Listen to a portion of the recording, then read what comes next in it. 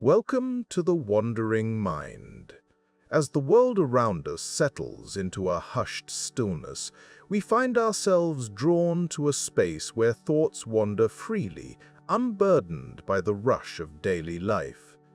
It is in these tranquil moments that we invite you to join us on a journey of quiet contemplation, where the mind can meander through the vast and timeless landscape of human curiosity.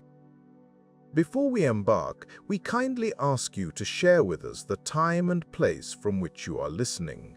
There is a subtle magic in knowing that across the globe, at this very instant, others too are pausing to ponder the same age-old questions. And if you find solace and rest in our words, we humbly invite you to subscribe. Your presence here is a part of this shared journey, and together we can explore the depths of these philosophical inquiries. Our journey will traverse the landscapes of reality, self, knowledge, morality, society, and existence. We will wander through the thoughts of those who came before us, whose reflections have shaped the way we perceive the world and our place within it. From the earliest musings on the nature of the universe, to the profound introspections on what it means to live well, these questions have always beckoned us to seek understanding and meaning. As we close this invitation to think slowly, may you find peace in the exploration, a sense of connection to the vast tapestry of human thought. And as you listen, may these reflections serve as a gentle lullaby, guiding you toward restful slumber, where in the quiet corners of ancient thought, long before the hum of modern machinery and the glow of artificial light, there were minds restless with wonder. These early seekers were not content with the soothing tales of gods and mythic battles that filled the air of their time. Instead, they looked at the world with eyes wide open, asking a simple yet profound question: what is the world made of? Let us first wander to the ancient Greek city of Miletus, where a man named Thales pondered this very question. Thales lived around the 6th century BCE, a time when understanding was often cloaked in mysticism. Yet, he dared to suggest that the world was made of something as humble and ubiquitous as water. To Thales, water was the essential substance, the underlying principle that could be found in all things. It was a bold conjecture, one that stripped away the elaborate tapestries of mythology to peer directly into the heart of nature itself. Thales's intuition about water was not just literal, it was symbolic. Water, in its myriad forms, liquid, solid, vapor, demonstrated a remarkable ability to transform, to become other than what it appeared. This quality of water to change and yet remain fundamentally itself resonated with the nature of existence. It suggested a unity beneath the diversity of the world, a single thread woven through the fabric of reality. From Thales, our journey meanders through the thoughts of Anaximenes, who took Thales's watery vision and breathed air into it. Anaximenes proposed that air, rather than water, was the fundamental element. To him, air was everywhere, unseen yet vital and capable of rarefaction and condensation. In thinning out, air became fire. In thickening, it became wind, then cloud, and eventually water, earth, and stone. Anaximenes' air was more than a substance, it was a process, an ever-present breath that animated the world. As we drift further into the landscape of early philosophy, we encounter Heraclitus, a thinker entranced by the ceaseless dance of change. For Heraclitus, the world was in a state of constant flux, a raging fire ever kindled and ever quenched. Fire, in its dynamic, transformative nature, was the essence of all things. Heraclitus saw the world as a tapestry of opposites, day and night, life and death, woven together into a harmonious whole. In his eyes, everything was becoming, nothing was static, and change was the only constant. Yet, for all his focus on change, Heraclitus also hinted at the unity underlying the chaos, the logos, a principle of order and knowledge that governed the cosmos. In his vision, the world was not a random swirl of elements, but an intricate dance guided by an unseen rhythm. As we continue our journey, we meet the atomists, Leucippus and Democritus, who took a leap of imagination to propose that everything was composed of tiny, indivisible particles called atoms. These atoms, they argued, moved through the void, combining and recombining to form the myriad objects and phenomena we perceive. Unlike the mythic tales of creation, the atomist's vision was one of mechanism and necessity, a universe governed by the laws of chance and necessity rather than divine intervention. Atoms, to Democritus, were eternal and unchanging, yet capable of forming the ever-changing world around us. His universe was one of countless atoms swirling through the void, a cosmos of infinite possibilities where the same basic particles could give rise to both the splendor of a star and the simplicity of a stone. These early thinkers, with their diverse visions, laid the groundwork for how we might understand the world without resorting to the supernatural. They sought principles that were as simple as they were profound, explanations that could account for the multiplicity of nature through underlying unity. In reflecting on their efforts, we see a journey not just through ideas, but through time itself. A journey that invites us to consider the nature of knowledge, of understanding, and of the world around us. It is a reminder that the questions of old are not so different from those we ask today, that in our pursuit of knowledge, we are part of a long and wandering tradition, ever searching for the threads that bind us to the universe. These early explorers of thought, with their theories of water, air, fire, and atoms, remind us that the quest to understand our world is as ancient as it is ongoing. Their musings were the first steps out of the shadow of myth into the light of reason, guiding us gently towards the realization that the answers we seek are in the quiet corridors of human thought. Two ancient philosophers stand as sentinels to a fundamental question about our world. What is the nature of change? Heraclitus and Parmenides, separated by their ideas yet united in their quest for understanding, offer us a contemplative space to explore this enigmatic concept. Their reflections, though thousands of years old, continue to resonate, guiding us gently like a river's flow through the landscape of existence. Heraclitus, often referred to as the weeping philosopher, contemplated the world with a gaze that saw all as perpetual flux.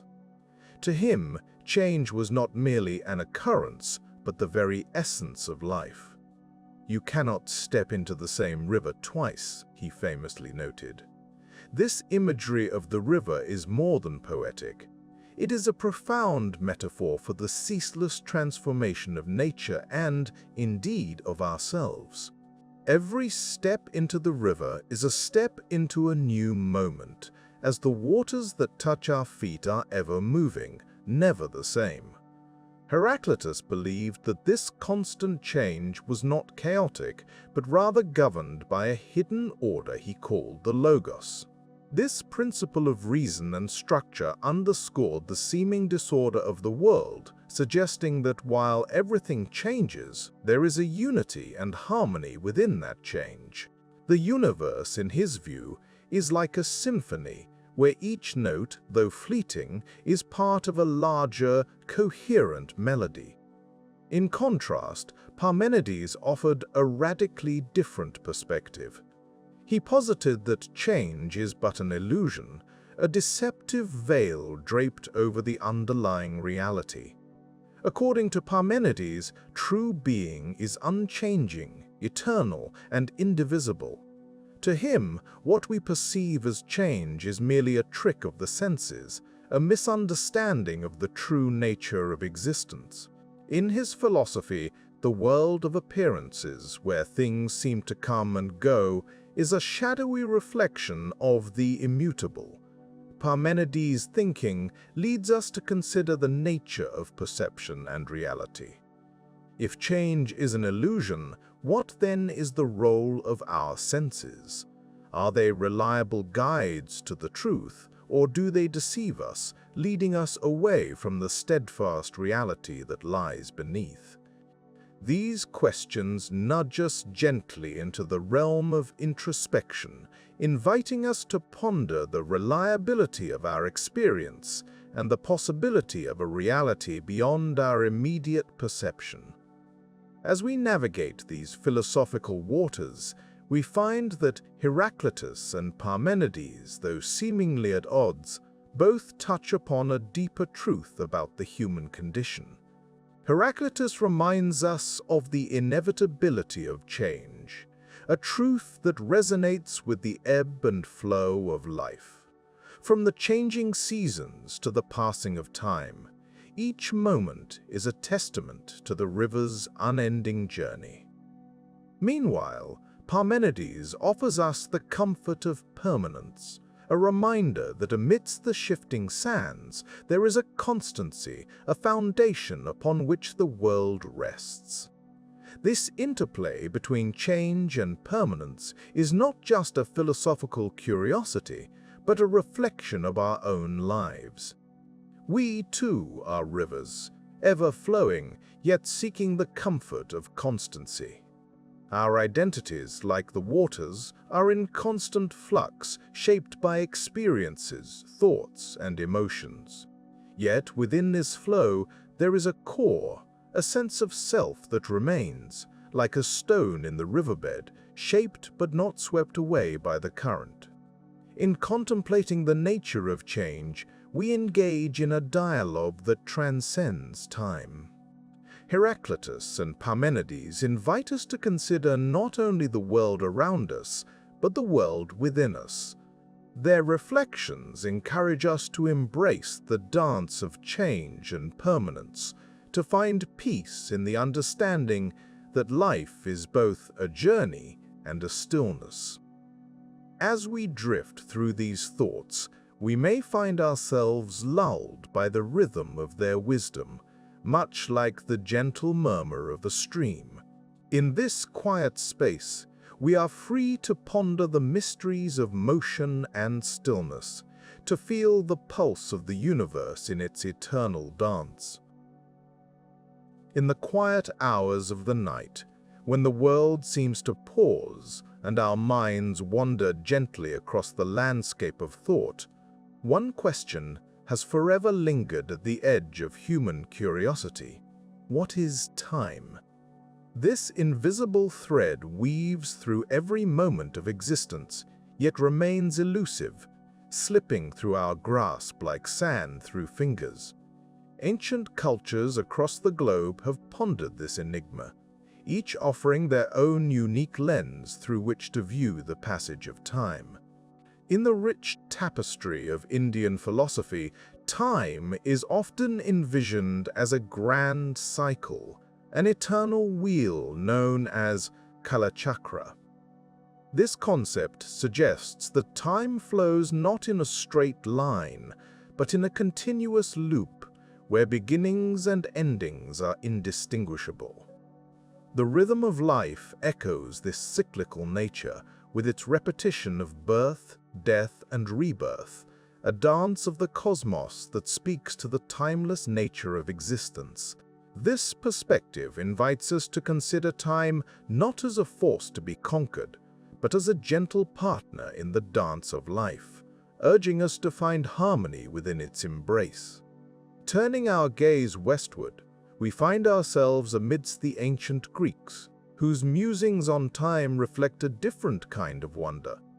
To them, time was often depicted as an arrow, a linear progression from past to future, each moment giving birth to the next in an unbroken chain.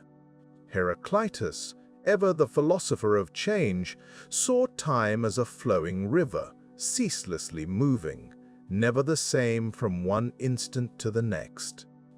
This image of time as a river invites contemplation of the impermanence of life, a reminder that we too are swept along in its current, forever changing, forever moving forward. Yet within Greek thought there was also room for the timeless, the eternal. Plato spoke of two kinds of time, the ever-changing world of becoming and the unchanging realm of forms, where true reality resides beyond time's reach. This duality presents a paradox, one that suggests time is both a fleeting, transient experience and a mere shadow of a deeper, timeless truth. Crossing vast lands and seas, we arrive in ancient China, where time was often viewed through the lens of harmony and balance, integral to the fabric of the cosmos. The Taoist tradition, with its focus on the natural order, saw time as a reflection of the Tao, the way of the universe, a seamless flow of seasons and cycles. Here, time is not an adversary to be battled, but a gentle guide, whispering of the rhythms of nature, urging us to align ourselves with its quiet wisdom.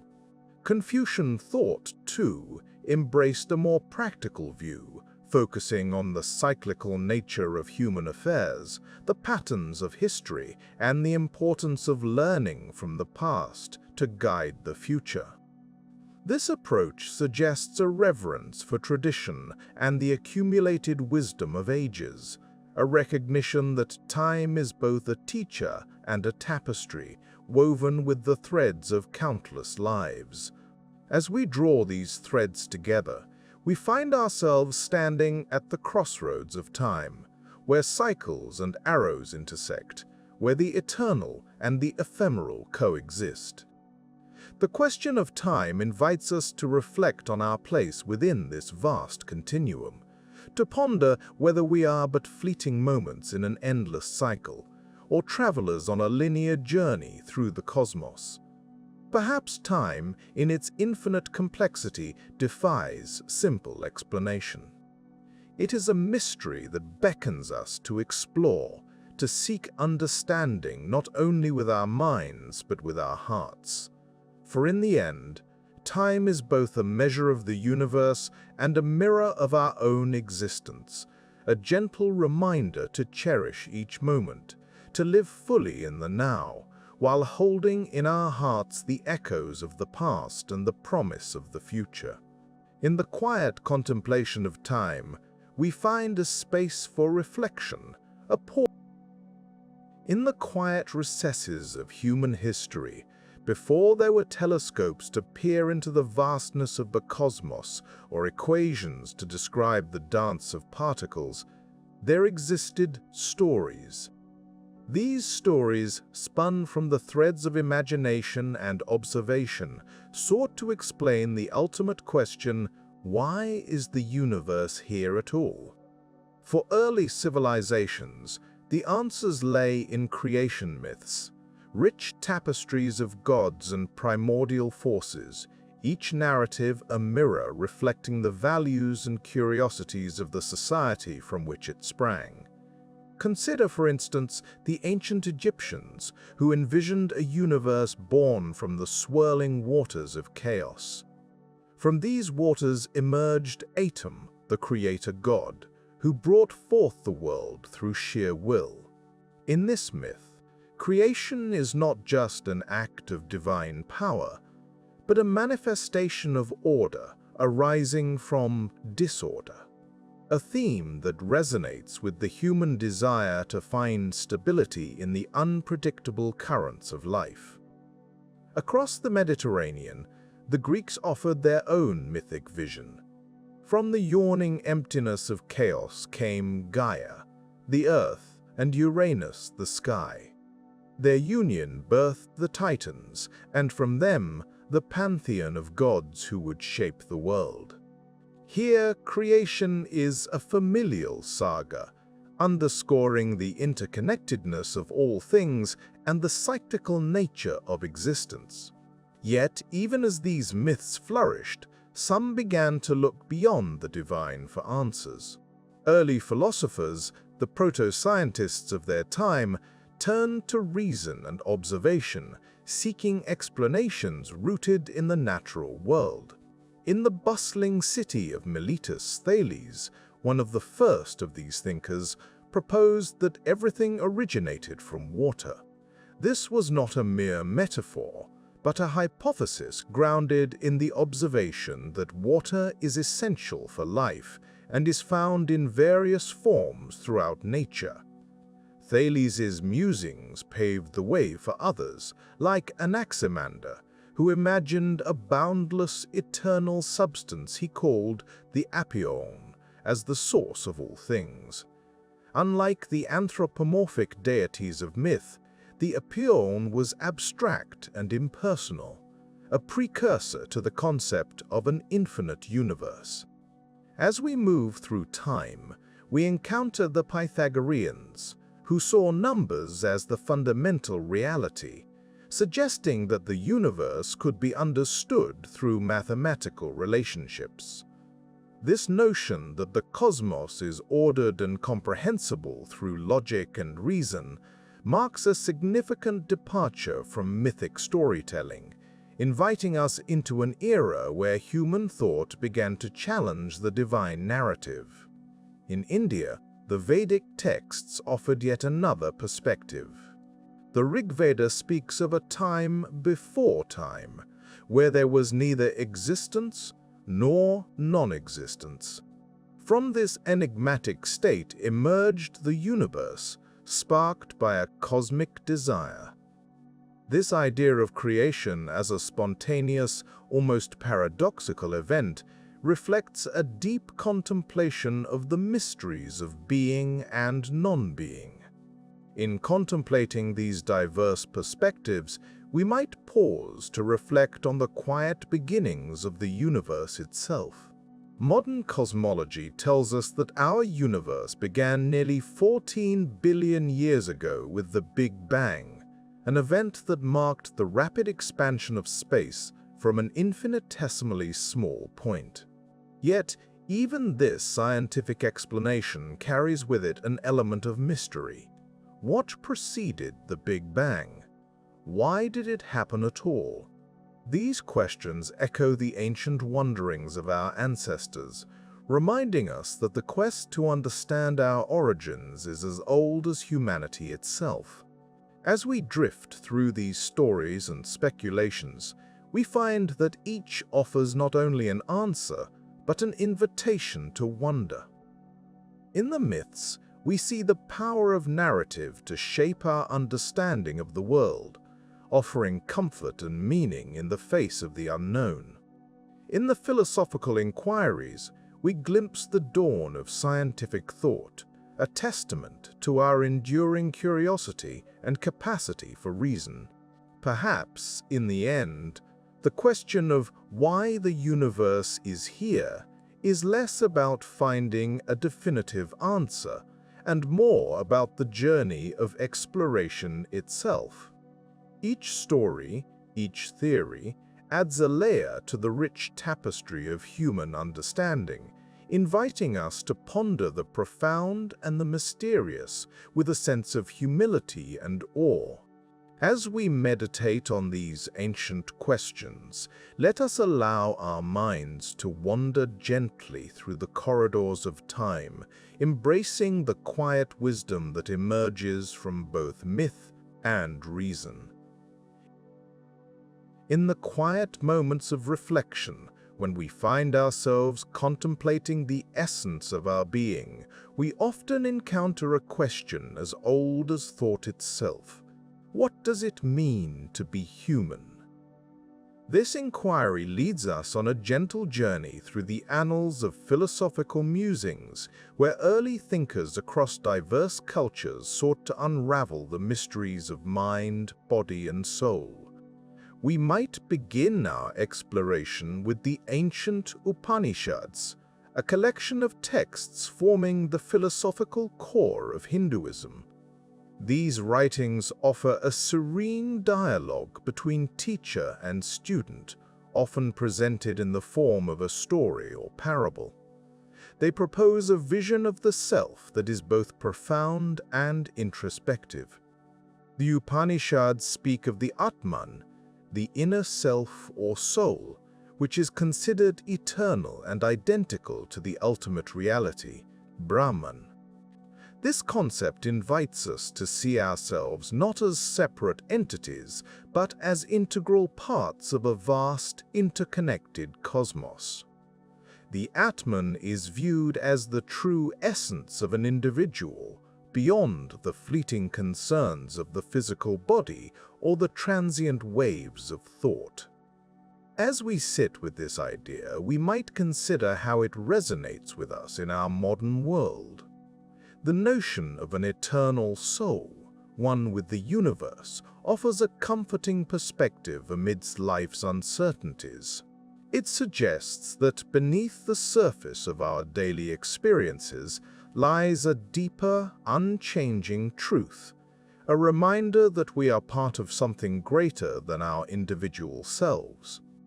Turning our gaze westward, we encounter the early Greek philosophers who approached the question of humanity with their characteristic blend of inquiry and contemplation. Among them, we find figures like Socrates, Plato, and Aristotle, who each contributed their own insights into the nature of human existence.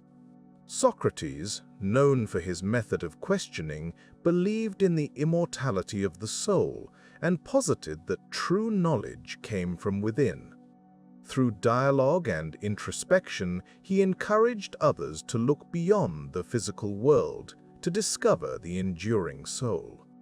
Plato, Socrates' student, expanded on these ideas with his theory of forms, suggesting that the material world is but a shadow of a higher, more perfect reality. For Plato, the soul was the bridge between these worlds, yearning for the truth and wisdom of the forms.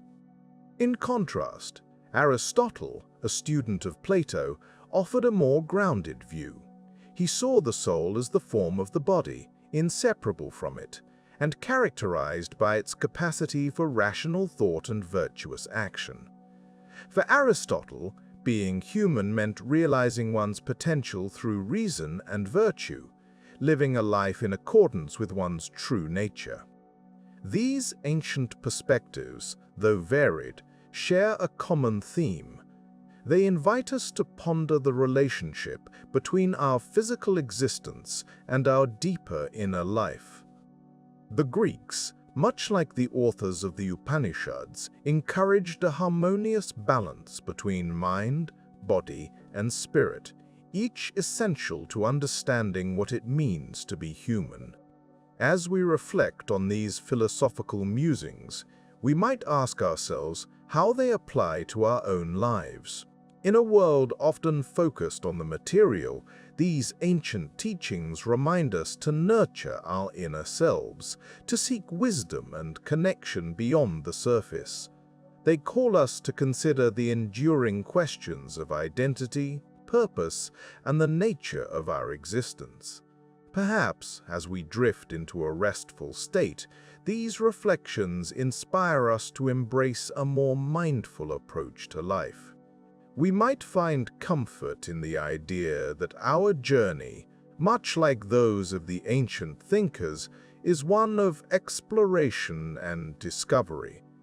In seeking to understand what it means to be human, we embark on a path that is both deeply personal and universally shared.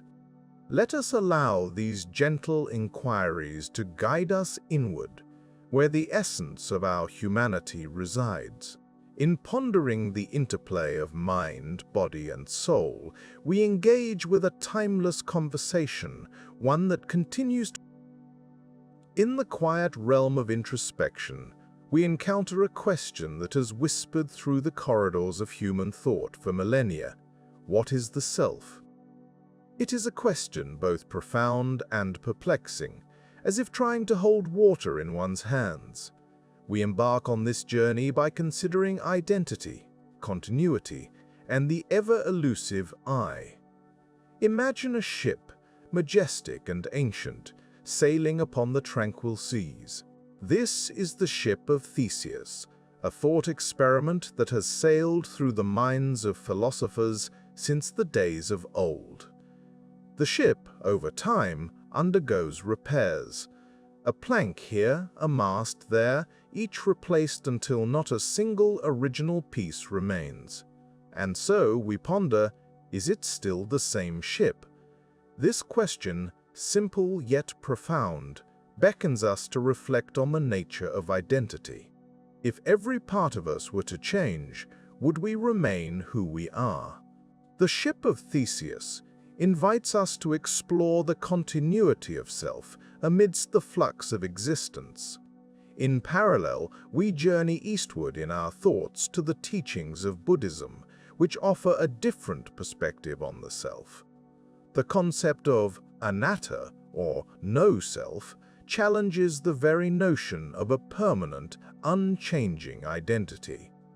According to this view, what we consider the self is a collection of ever-changing elements, transient and interdependent. This Buddhist insight encourages us to see the self not as a static entity, but as a river, constantly flowing, ever in motion. Like the river, the self is composed of a myriad of experiences, thoughts, and emotions, all in continual transformation. In this light, the self becomes a dance of elements, a fleeting moment in the vast tapestry of existence. Yet, the question remains, if there is no permanent self, what then is the I that experiences? Here, we are invited to consider identity as a narrative we construct, a story that connects the dots between the past, present, and future. It is a tale woven from memories, desires, and the roles we play. This narrative, while comforting, is not without its illusions. Our minds, ever the architects of reality, can sometimes deceive us, creating a sense of continuity where there is none. In dreams, we inhabit worlds that feel real, yet upon waking, they dissolve like mist in the morning sun. As we navigate this introspective journey, we encounter the idea that perhaps the self is a process rather than a thing, a verb rather than a noun.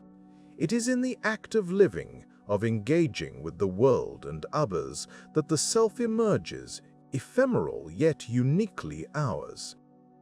The ship of Theseus and the concept of no-self both invite us to dwell in the space between certainty and wonder, to embrace the mystery of our own being. They remind us that the self, like a melody, is both transient and timeless, composed of notes that rise and fall, yet form a harmonious whole. In contemplating the self, we are led to a place of quiet humility, where the boundaries of I dissolve into a broader awareness of interconnectedness. We begin to see ourselves not as isolated islands, but as part of a vast ocean, where each wave is distinct yet inseparable from the sea. And so, as we rest within this gentle exploration of identity, let us carry with us the understanding that the self is a journey, not a destination. It is a question that leads not to a final answer, but to an unfolding path of discovery, where each step reveals something new about the world and ourselves. In the gentle embrace of night, as the world quiets down and thoughts drift like clouds across the mind's sky, we find ourselves pondering one of humanity's most enduring questions: why do we suffer? It is a question that has accompanied us through the ages, whispered in moments of solitude and shouted in times of despair. As we explore this question, let us turn to the teachings of the Buddha, who many centuries ago introduced the Four Noble Truths as a path to understanding the nature of suffering. The first of these truths is simple yet profound. Life involves suffering. This is not to say that life is only suffering, but rather to acknowledge that suffering is an inherent part of the human condition. It is as if suffering is woven into the very fabric of existence, touching all who have lived, are living, and will live. This truth encourages us to recognize the universal nature of suffering, allowing us to feel a sense of connection with others who traverse this shared journey. The second noble truth delves deeper, suggesting that suffering arises from desire. Our cravings for things to be other than they are, our attachments to pleasures, and our aversions to pain, all these fuel the fire of suffering. It is a cycle that perpetuates itself, where the desire for what is fleeting leads to inevitable disappointment and distress. Yet, in recognizing this, we are offered a glimpse of hope. For if suffering arises from desire, then perhaps there is a way to find release from it.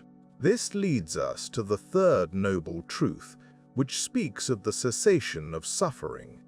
It is the possibility of liberation, the serene promise that by letting go of our incessant desires we can find peace. It is a path not easily walked, requiring deep self-awareness and a willingness to embrace change. But it offers the comforting thought that suffering need not be a permanent state. The fourth truth charts the way forward, the Eightfold Path, a guide to ethical and mindful living that leads to the end of suffering. It encompasses right understanding, right intention, right speech, right action, right livelihood, right effort, right mindfulness, and right concentration. This path is not a quick fix, but a journey of transformation, encouraging us to cultivate wisdom, ethical conduct, and mental discipline. While the Four Noble Truths offer a framework for understanding suffering, they are not the only lens through which this age-old question can be viewed. Let us now turn to the Stoics, those ancient philosophers who found a different path to acceptance. The Stoics, such as Epictetus, Seneca, and Marcus Aurelius, teach us that suffering is often a result of our perceptions and judgments rather than the events themselves.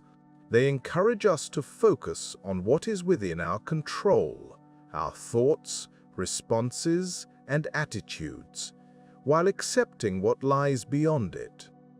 In this way, we are invited to develop a kind of inner resilience, an ability to remain calm amidst the storms of life.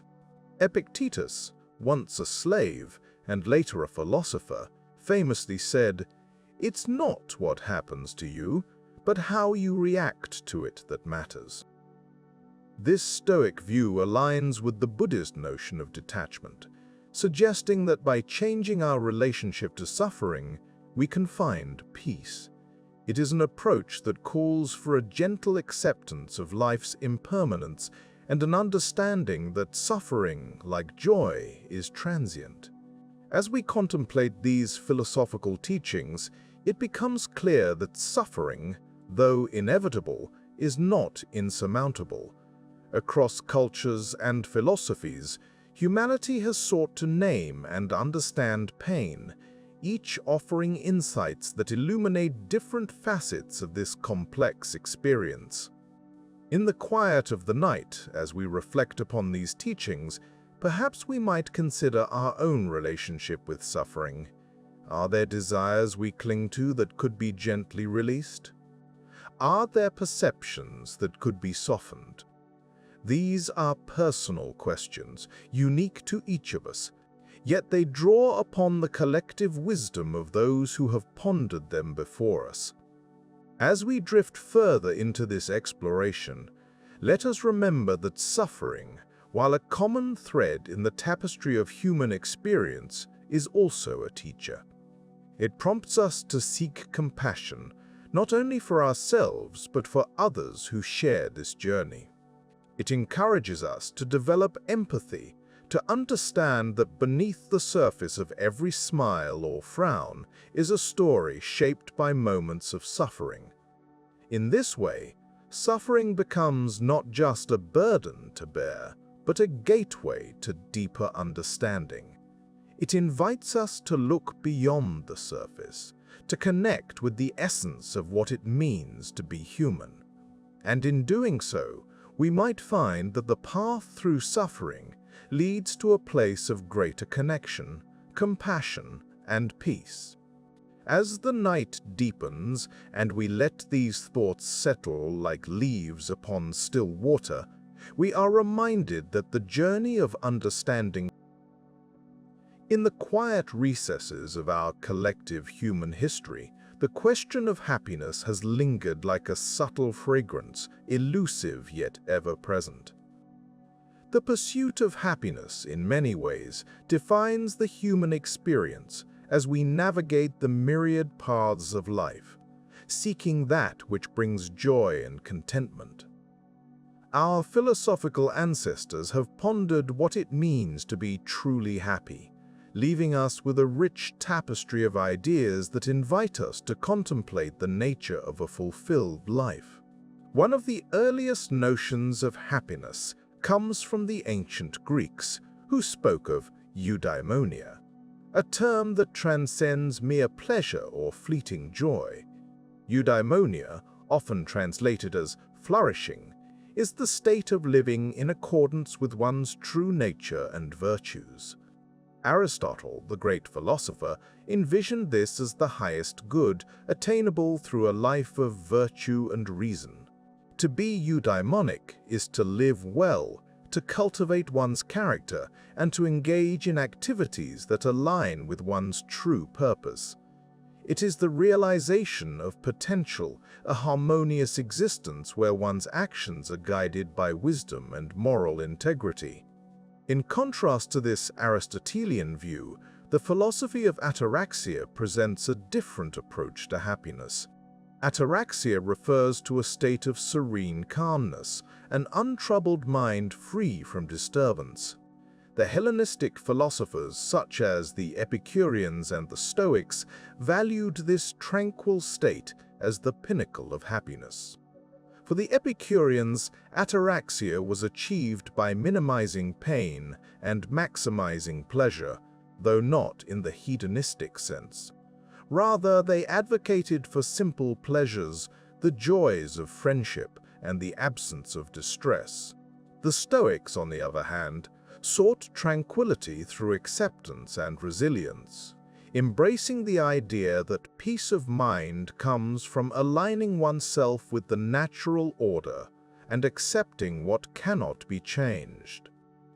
As we delve deeper, we find that happiness, or the pursuit thereof, is not confined to a singular path. It is a multifaceted journey, nuanced and varied, shaped by cultural, historical, and personal contexts. In the East, the concept of tranquility finds resonance in the teachings of Buddhism, where happiness is often linked to the cessation of suffering.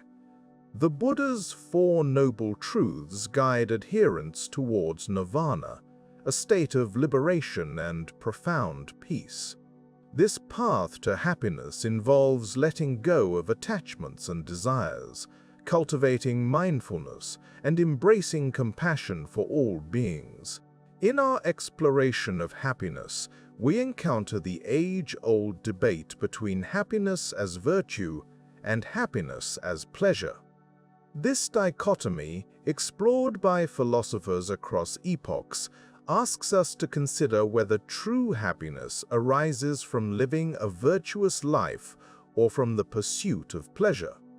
The hedonists, dating back to ancient Greece, argue that pleasure is the ultimate good, the natural end to which all human actions aim. Yet, this pursuit is tempered by the understanding that not all pleasures are equal, and lasting happiness often requires discernment and moderation. Conversely, the virtue ethicists, following the likes of Aristotle, maintain that happiness is inherently tied to virtue. They propose that living virtuously, cultivating qualities such as courage, wisdom, and kindness, leads to eudaimonia. This perspective sees happiness as the byproduct of a life well lived, where actions are guided by moral principles rather than the pursuit of self-indulgent pleasure.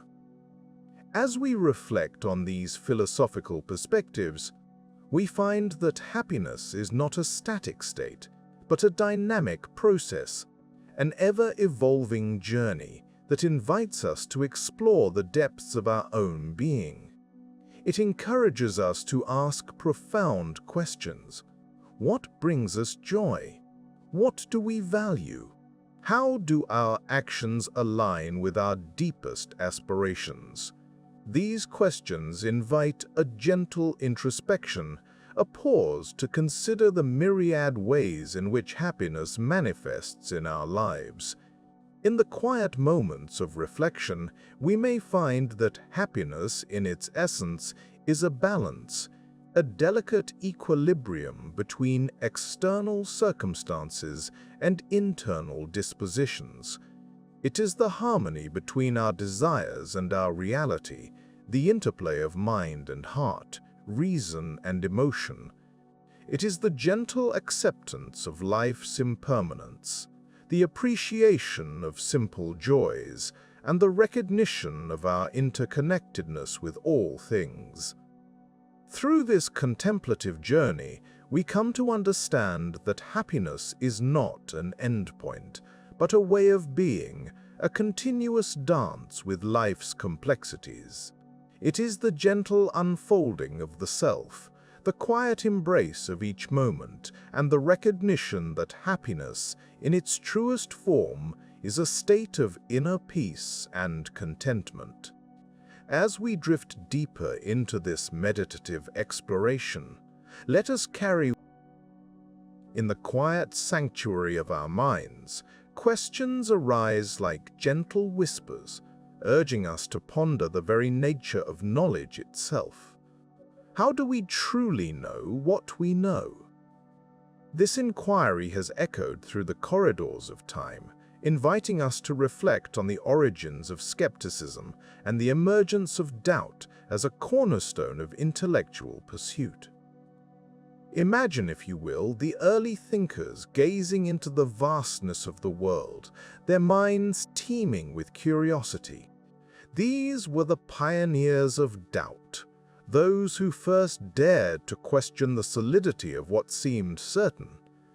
They embarked on a journey not of answers, but of questions, a journey that would lay the foundation for what we now cherish as critical thinking. The ancient Greek philosopher Pyrrho of Elis, for instance, wandered through life with a serene indifference to the subtane indifference to the certainty of things. He posited that for every argument, an opposing one could be made, leaving us in a state of perpetual suspension of judgment. This notion encourages us to embrace uncertainty, to see it not as a void, but as a space for exploration, a reminder of the limitations of human perception. Then there is the enduring influence of mysticism, where knowledge transcends the boundaries of logic and enters the realm of the divine.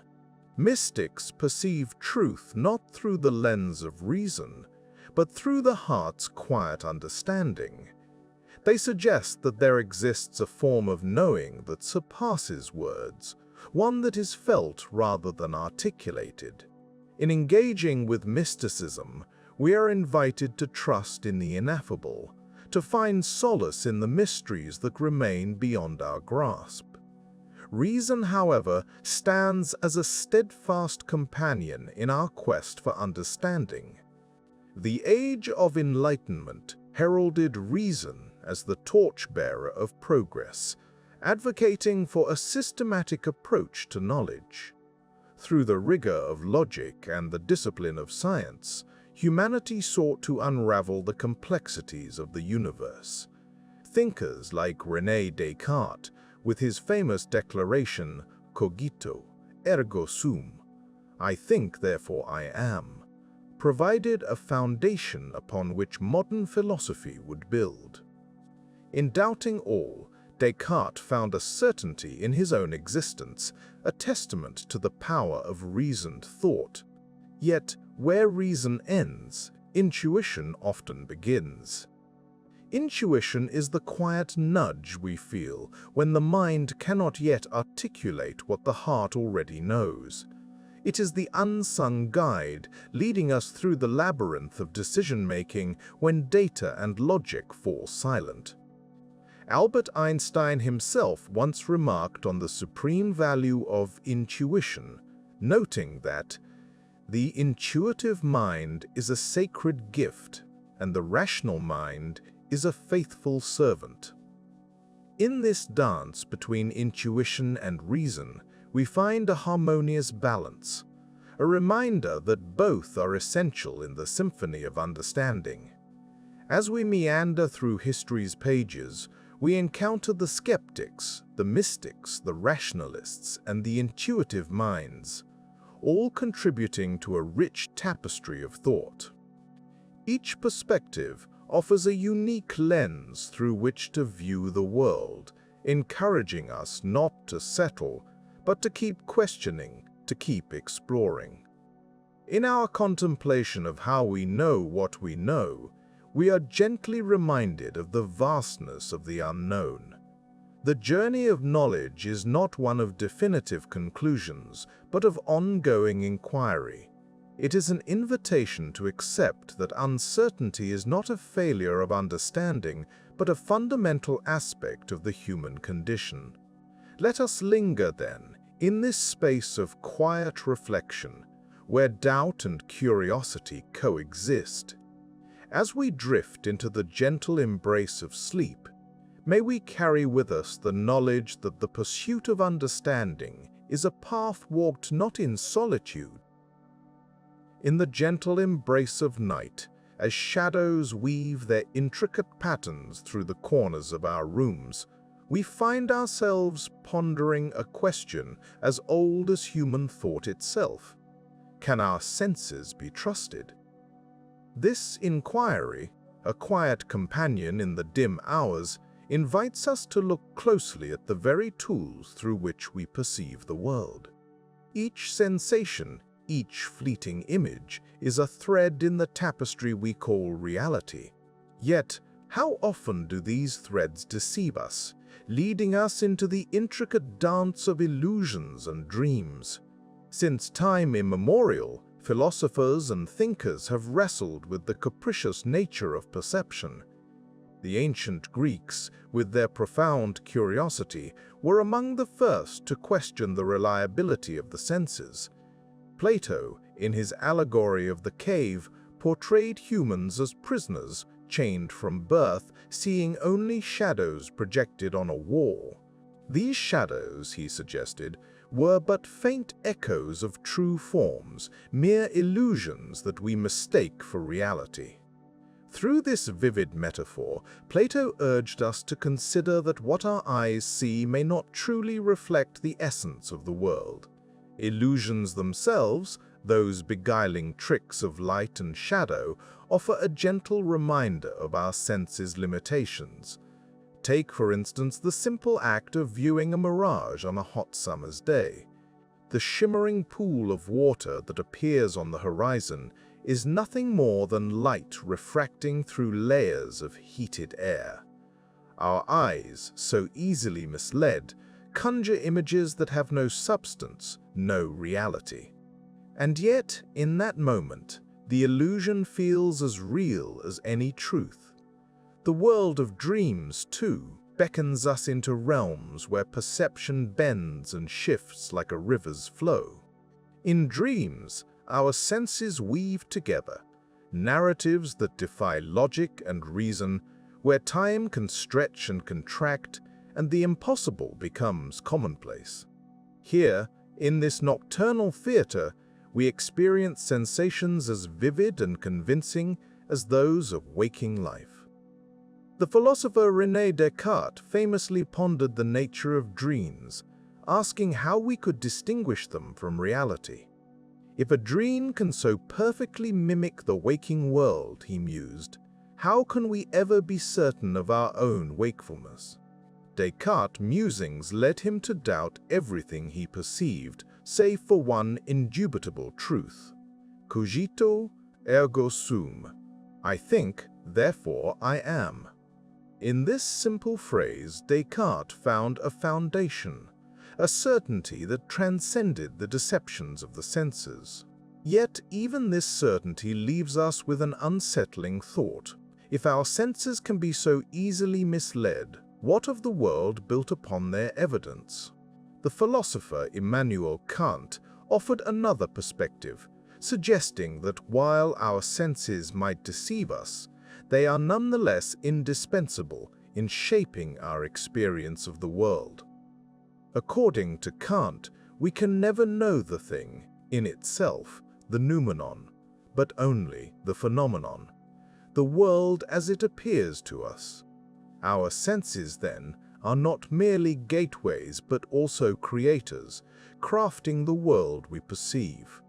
And so, we find ourselves in a curious position, reliant on senses that both reveal and obscure, that illuminate and cast shadows. Yet this is not cause for despair.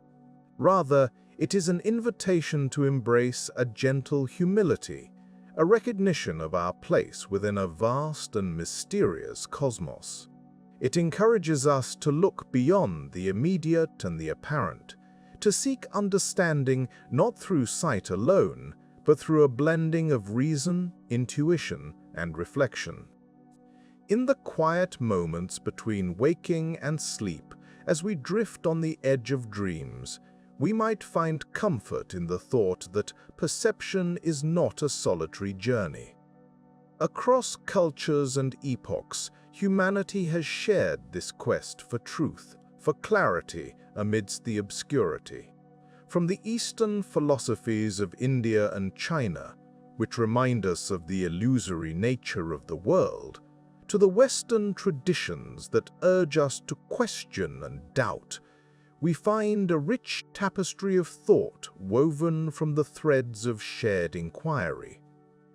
We are reminded that while our senses may falter, our capacity for wonder remains steadfast. It is this wonder, this insatiable curiosity, that propels us forward, urging us to explore the boundaries of perception and the depths of understanding. In doing so, we embark on a journey not just of the mind, but of the soul, one that invites us to see with eyes unclouded by certainty, to listen with ears attuned to the whispered truths of the universe.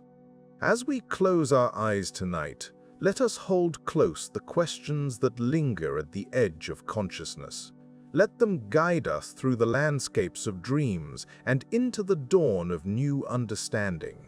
For in the dance, in the stillness of the night, when the world has quieted, there comes a gentle invitation to ponder one of humanity's oldest musings. What makes something true? It is a question that has danced through the ages, whispered by philosophers and scholars, seeking clarity in a universe that often seems wrapped in enigma. At its core, truth has been likened to a mirror, reflecting the world as it is. This is the essence of the correspondence theory of truth, a concept that suggests our statements are true if they accurately depict reality. Imagine, if you will, a serene pond mirroring the sky above. If the reflection is clear and undistorted, it is a faithful representation. It corresponds to the sky. So too, the ancients reasoned, should our understanding of the world mirror its true nature. Yet, like the play of light on water, our perceptions can deceive. The Greek philosopher Aristotle, with his characteristic clarity, proposed that truth involves saying of what is, that it is, and of what is not, that it is not. It is a notion deeply rooted in the fabric of logic, where the alignment of language and reality forms the bedrock of truth. But what if the world is not as simple as it seems? What if, instead of a single, objective reality, we live amidst a tapestry of perspectives? Here, the coherence theory of truth finds its voice. Truth, in this view, is not a solitary reflection, but a harmonious symphony where all beliefs and propositions interweave into a consistent and comprehensive whole. It is akin to a well-crafted story where each element supports and reinforces the others, creating a unified narrative. Consider the teachings of the ancient Indian philosopher Nagarjuna, who explored the nature of reality through the lens of Buddhism. His insights remind us that truth might not be a static destination, but a dynamic interplay of dependent origination, where everything is interconnected and contingent. In such a view, coherence serves as a guide, helping us navigate the complexities of existence with a sense of balance and understanding. Ancient logical thought, too, offers a rich tapestry of insights into the nature of truth. The Greek tradition, with its dialectical method, sought to uncover truth through reasoned discourse and the careful examination of arguments. Socrates, through his probing questions, revealed the layers of assumption and belief that often obscure our understanding. His method was not about proving a point, but about illuminating the path to deeper insight. In the East, the Chinese philosopher Confucius approached truth through the lens of moral integrity and social harmony. For him, truth was not merely an abstract concept, but a lived reality, manifest in the way individuals conducted themselves with honesty and sincerity. It was a truth grounded in action, where words and deeds were aligned. As we meander through these ancient landscapes, we find that truth is not a single immutable entity, but a multifaceted jewel, reflecting the diversity of human thought. It invites us to be both rigorous and humble, recognizing our limitations while striving to align our understanding with the world around us. In this quiet contemplation, we might ask ourselves, how do we discern truth in our own lives? Is it the clarity of correspondence, the harmony of coherence, or perhaps a blend of both?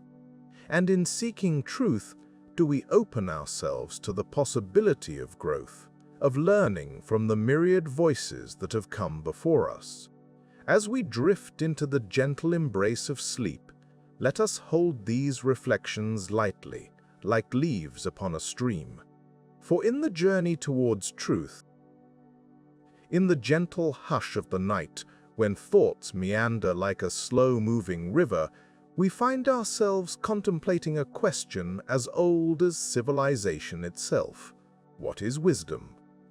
Throughout history, countless cultures have revered wisdom as one of the highest virtues. Yet its nature remains as elusive as the distant stars. To understand wisdom, we must turn our gaze to those who have traditionally embodied it, elders, sages, and teachers, each carrying the torch of knowledge and experience across generations. In many ancient societies, the elder was seen not merely as an individual advanced in years, but as a living repository of the community's collective memory. They were the storytellers, the keepers of tradition, and the guides in times of uncertainty. Wisdom, in this context, was deeply intertwined with age, for it was believed that only through the long passage of time could one accumulate the experiences necessary to see beyond the immediate and perceive the deeper currents of life. Consider for a moment the role of the elder in a small village, perhaps nestled in the rolling hills of ancient Greece.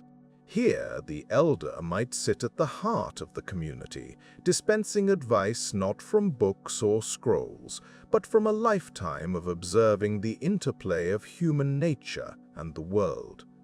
Their wisdom would be a tapestry woven from the threads of joy and sorrow, triumph and failure, imparting lessons that no formal education could replicate.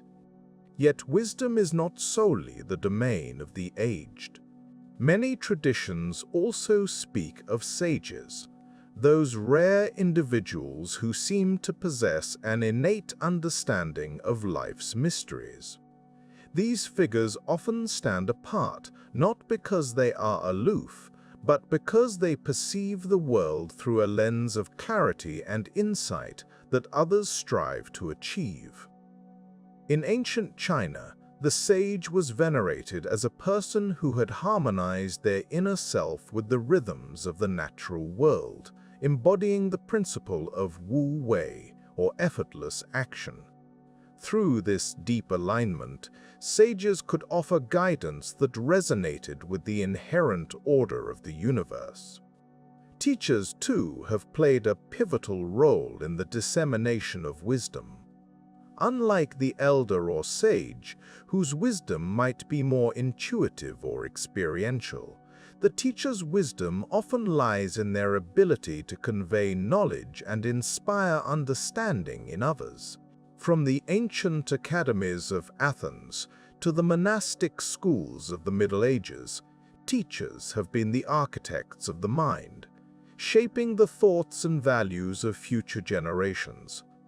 Their wisdom is found in the careful nurturing of curiosity and the patient unfolding of complex ideas, like a gardener tending to a delicate plant. But what truly constitutes wisdom? Is it the accumulation of facts and figures, or is it something subtler, more profound? Perhaps wisdom is best understood not as a static possession, but as a dynamic process, a way of engaging with the world that strives for balance and perspective. It is the ability to hold multiple viewpoints in tension, to appreciate the shades of gray in a world often painted in black and white. Wisdom, in its essence, is about seeing the bigger picture. It is the capacity to step back from the immediacy of the moment and consider the broader implications of one's actions. It involves recognizing the interconnectedness of all things and understanding that our actions ripple outwards, influencing the tapestry of existence in ways we might never fully comprehend. In many ways, wisdom is akin to a finely tuned musical instrument. It requires constant practice and adjustment, a willingness to listen deeply and respond thoughtfully. Like the strings of a violin, wisdom is sensitive to the slightest touch, capable of producing both discord and harmony. It is the art of knowing when to speak and when to remain silent, when to act and when to wait patiently. There is a gentle humility in wisdom, an acknowledgement of one's limitations, and a respect for the vastness of what remains unknown. This humility is evident in the stories of the Buddha, who, upon reaching enlightenment, is said to have seen the interconnectedness of all life and responded with compassion. Similarly, Socrates, one of the great philosophers of ancient Greece, famously declared that true wisdom lies in recognizing one's ignorance. In these narratives, wisdom is not about holding all the answers, but about asking the right questions. Wisdom, then, is a lived experience. It is not something that can be hurried or forced, but rather it unfolds over time, shaped by the seasons of life. It is born of reflection, of the quiet moments when we pause to consider the lessons that life has to offer. In the end, wisdom is less about knowing and more about being. Being present, being aware, and being connected to the unfolding story of the universe. As we drift into the quietude of the night, let us carry with us the gentle reminder that wisdom is not an end. In the gentle embrace of night, when the world slows down and our thoughts meander like a quiet stream, we find ourselves pondering the age-old question, what is a good life? This inquiry, as ancient as humanity itself, has woven its way through the fabric of time, inviting contemplation from great minds across cultures and epochs. Tonight, we shall embark on a serene exploration of this question, meandering through the thoughts of Aristotle, Confucius, and the early moral traditions that sought to illuminate the path to a life well lived. Aristotle, the Greek philosopher whose wisdom has guided countless generations, offered a perspective that remains as captivating as it is profound. For Aristotle, a good life was synonymous with eudaimonia, a term often translated as flourishing or living well. He believed that this state of being was achieved not through fleeting pleasures or material wealth, but through the cultivation of virtues. These virtues were habits of character, such as courage, temperance, and justice, each contributing to the harmonious balance that defined a virtuous person. Aristotle's notion of the golden mean is central to his ethical philosophy. It suggests that virtue lies in moderation, a balanced midpoint between excess and deficiency. For instance, courage is the mean between recklessness and cowardice. In this light, a good life is one where we navigate the complexities of existence with wisdom and discernment, finding balance in our actions and decisions. Aristotle's vision encourages us to reflect on the virtues we cultivate in our own lives, gently guiding us towards the path of inner harmony and fulfillment. As we drift eastward in our meditative journey, we encounter the timeless teachings of Confucius, whose insights into the good life emerge from the rich tapestry of Chinese philosophy. Confucius emphasized the importance of relationships and the cultivation of moral character within the context of community. His concept of Ren, often translated as humanness or benevolence, captures the essence of what it means to live a good life. Ren involves an empathetic understanding of others, a deep-seated kindness that extends beyond oneself to encompass family, friends, and society at large. Confucius also introduced the idea of Li, which refers to the rituals and propriety that govern human interactions. Through the practice of Li, individuals cultivate respect and harmony within their relationships, creating a society that reflects balance and order. In this way, Confucius presents a vision of the good life that is inherently social, where personal growth is intertwined with the well-being of others. It is a gentle reminder that our lives are interconnected, and that the pursuit of the good life involves nurturing these connections with care and consideration. As we reflect upon these philosophical teachings, we might find ourselves pondering the moral traditions that have shaped societies throughout history. Many early moral systems, from the commandments of ancient religions to the ethical codes of indigenous cultures, have sought to define the principles that constitute a good life. These traditions often emphasize values such as honesty, compassion, and respect for the natural world, offering a framework for living that aligns individual actions with the greater good.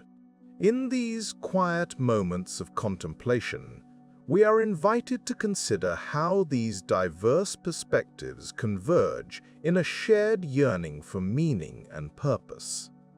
Whether through the cultivation of virtues, the nurturing of relationships, or the adherence to moral principles, the quest for a good life is a deeply personal journey, yet one that resonates universally.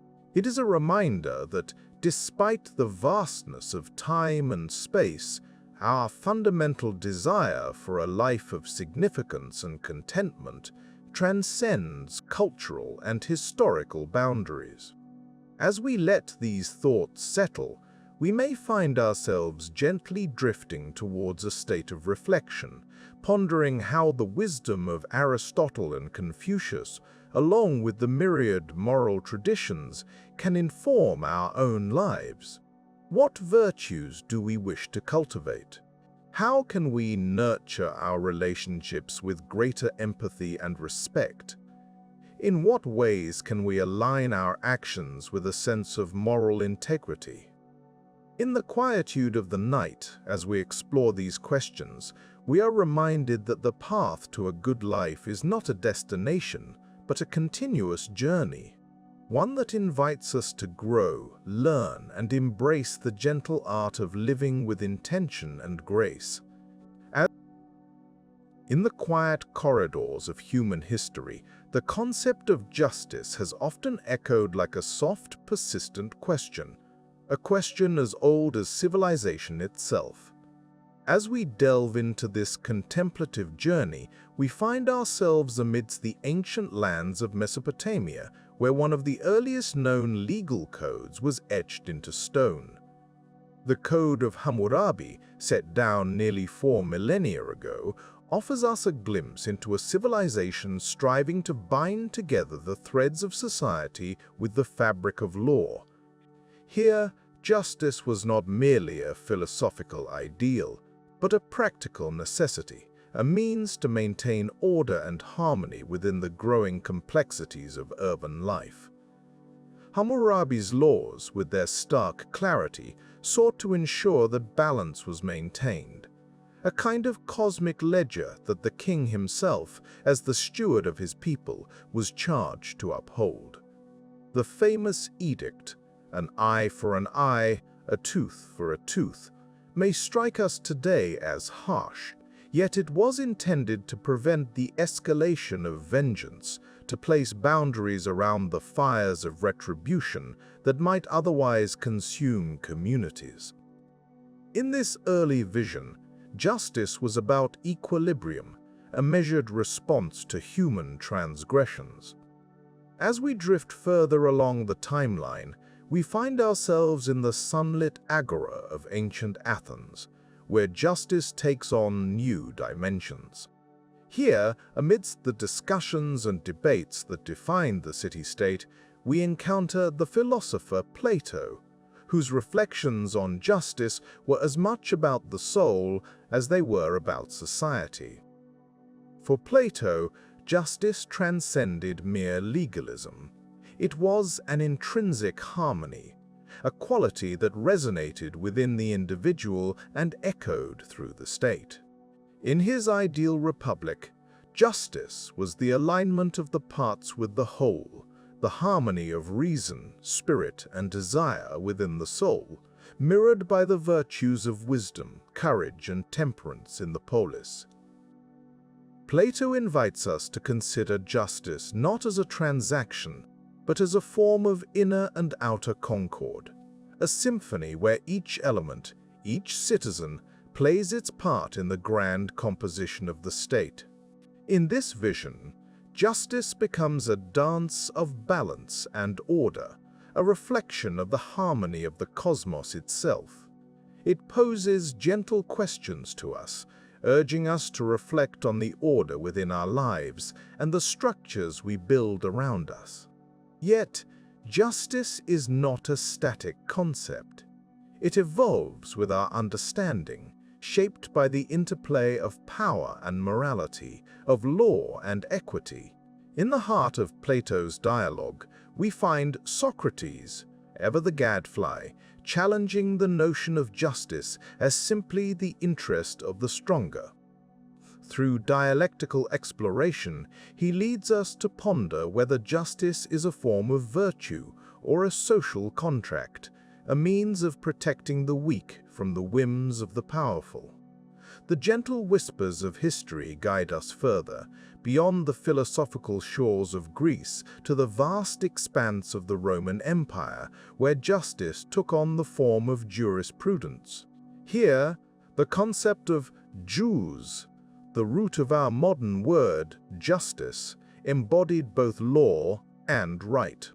Roman law codified the principles of fairness, equity, and duty, laying the groundwork for much of Western legal tradition.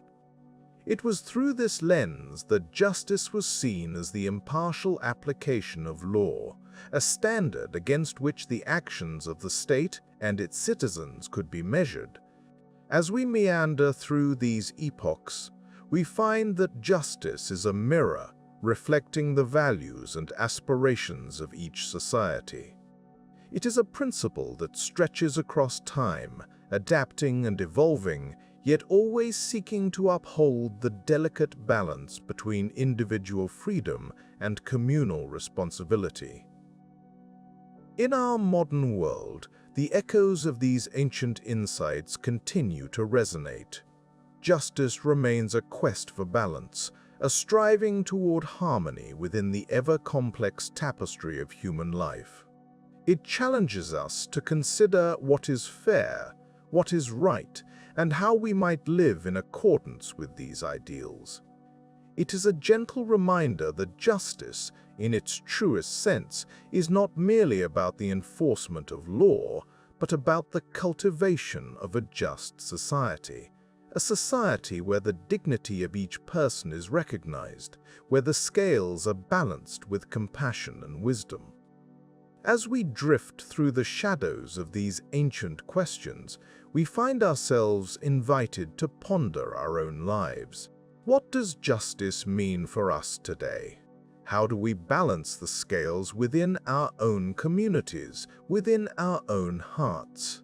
Perhaps the answers lie not in the rigidity of law, but in the quiet pursuit of understanding, in the gentle cultivation of harmony and balance within ourselves and with others. In this reflective state, we let the echoes of history guide us, whispering softly of. In the quiet moments of reflection, we often find ourselves pondering the essence of morality. Why should we, as individuals and societies, strive to act morally?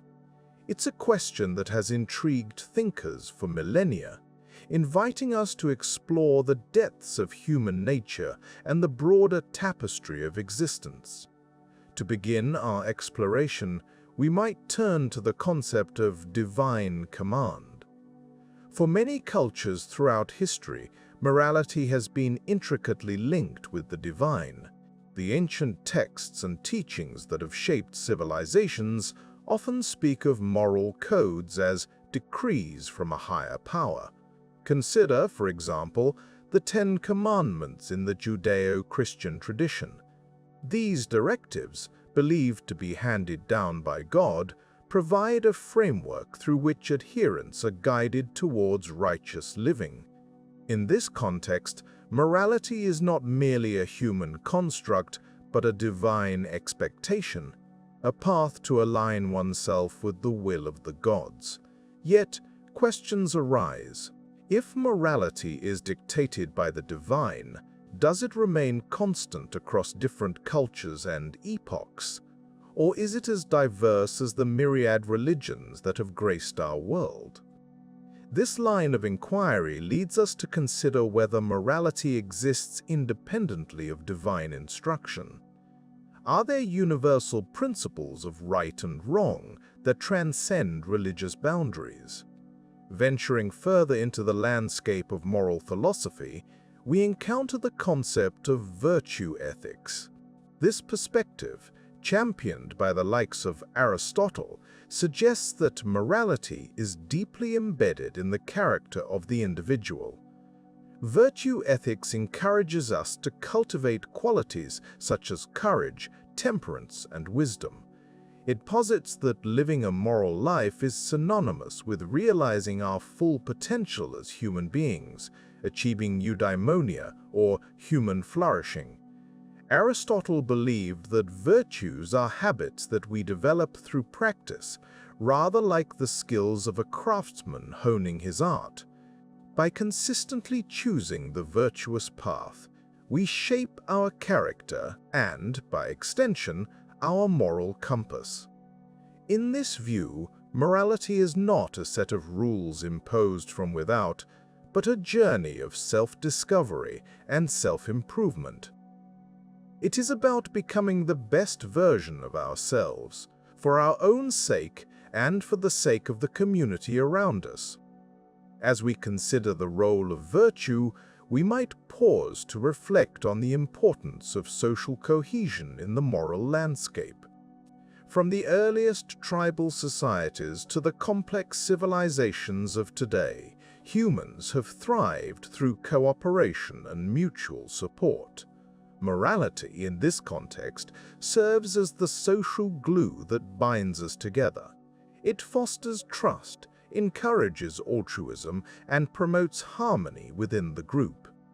Imagine a small village where individuals rely on one another for survival. In such a setting, acting morally, sharing resources, respecting others, and resolving conflicts peacefully ensures the well-being of the community.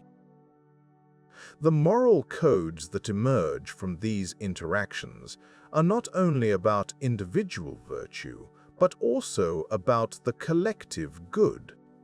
They are adaptive strategies that have evolved to help societies flourish in the face of adversity. To explore this further, we might consider the social contract theories proposed by philosophers like Thomas Hobbes and Jean-Jacques Rousseau. According to these thinkers, human beings in their natural state recognize the necessity of forming agreements to live together peacefully. Morality, then, is a construct that arises from these implicit contracts, a means to ensure that individuals can coexist harmoniously.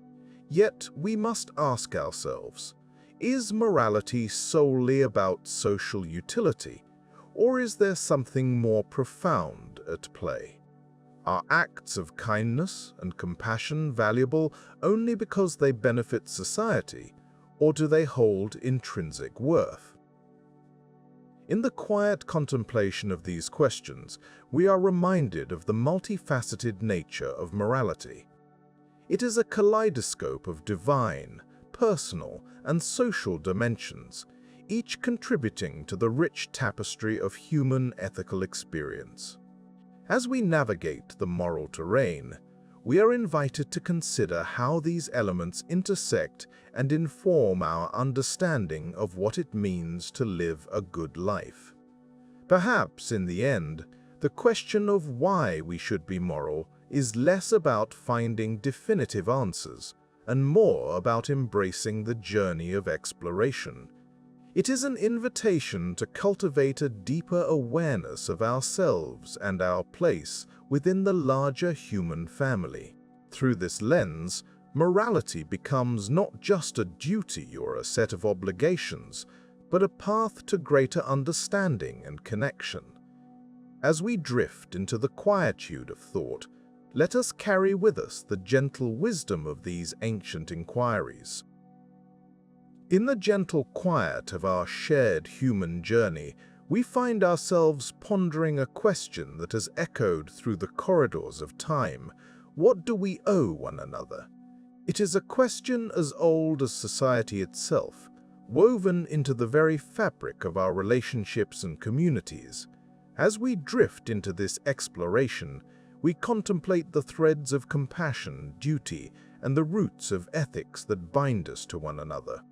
Imagine, if you will, an early human community gathered around a flickering fire.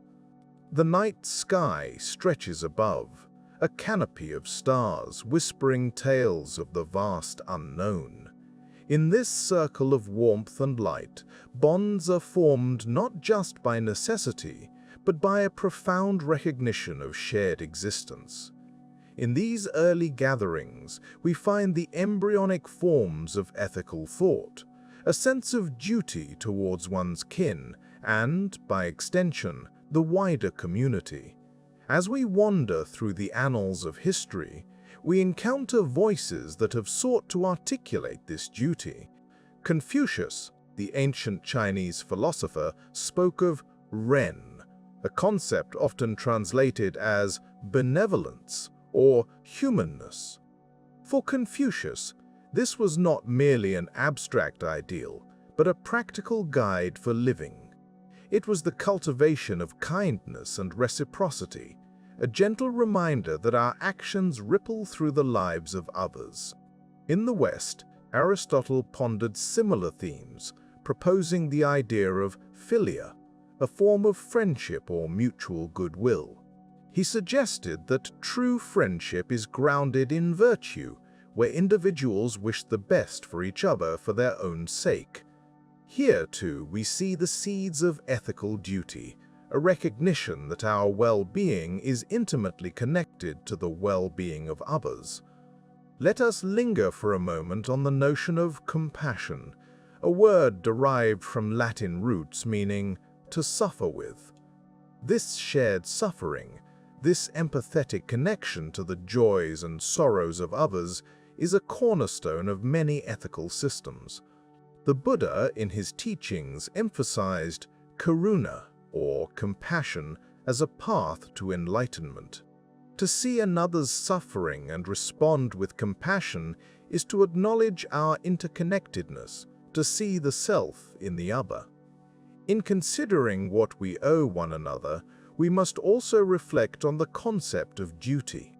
Duty can sometimes carry the weight of obligation, yet it can also be a source of profound fulfillment. In the Bhagavad Gita, an ancient Indian text, the hero Arjuna is guided by Krishna to embrace his duty or dharma as a path to liberation.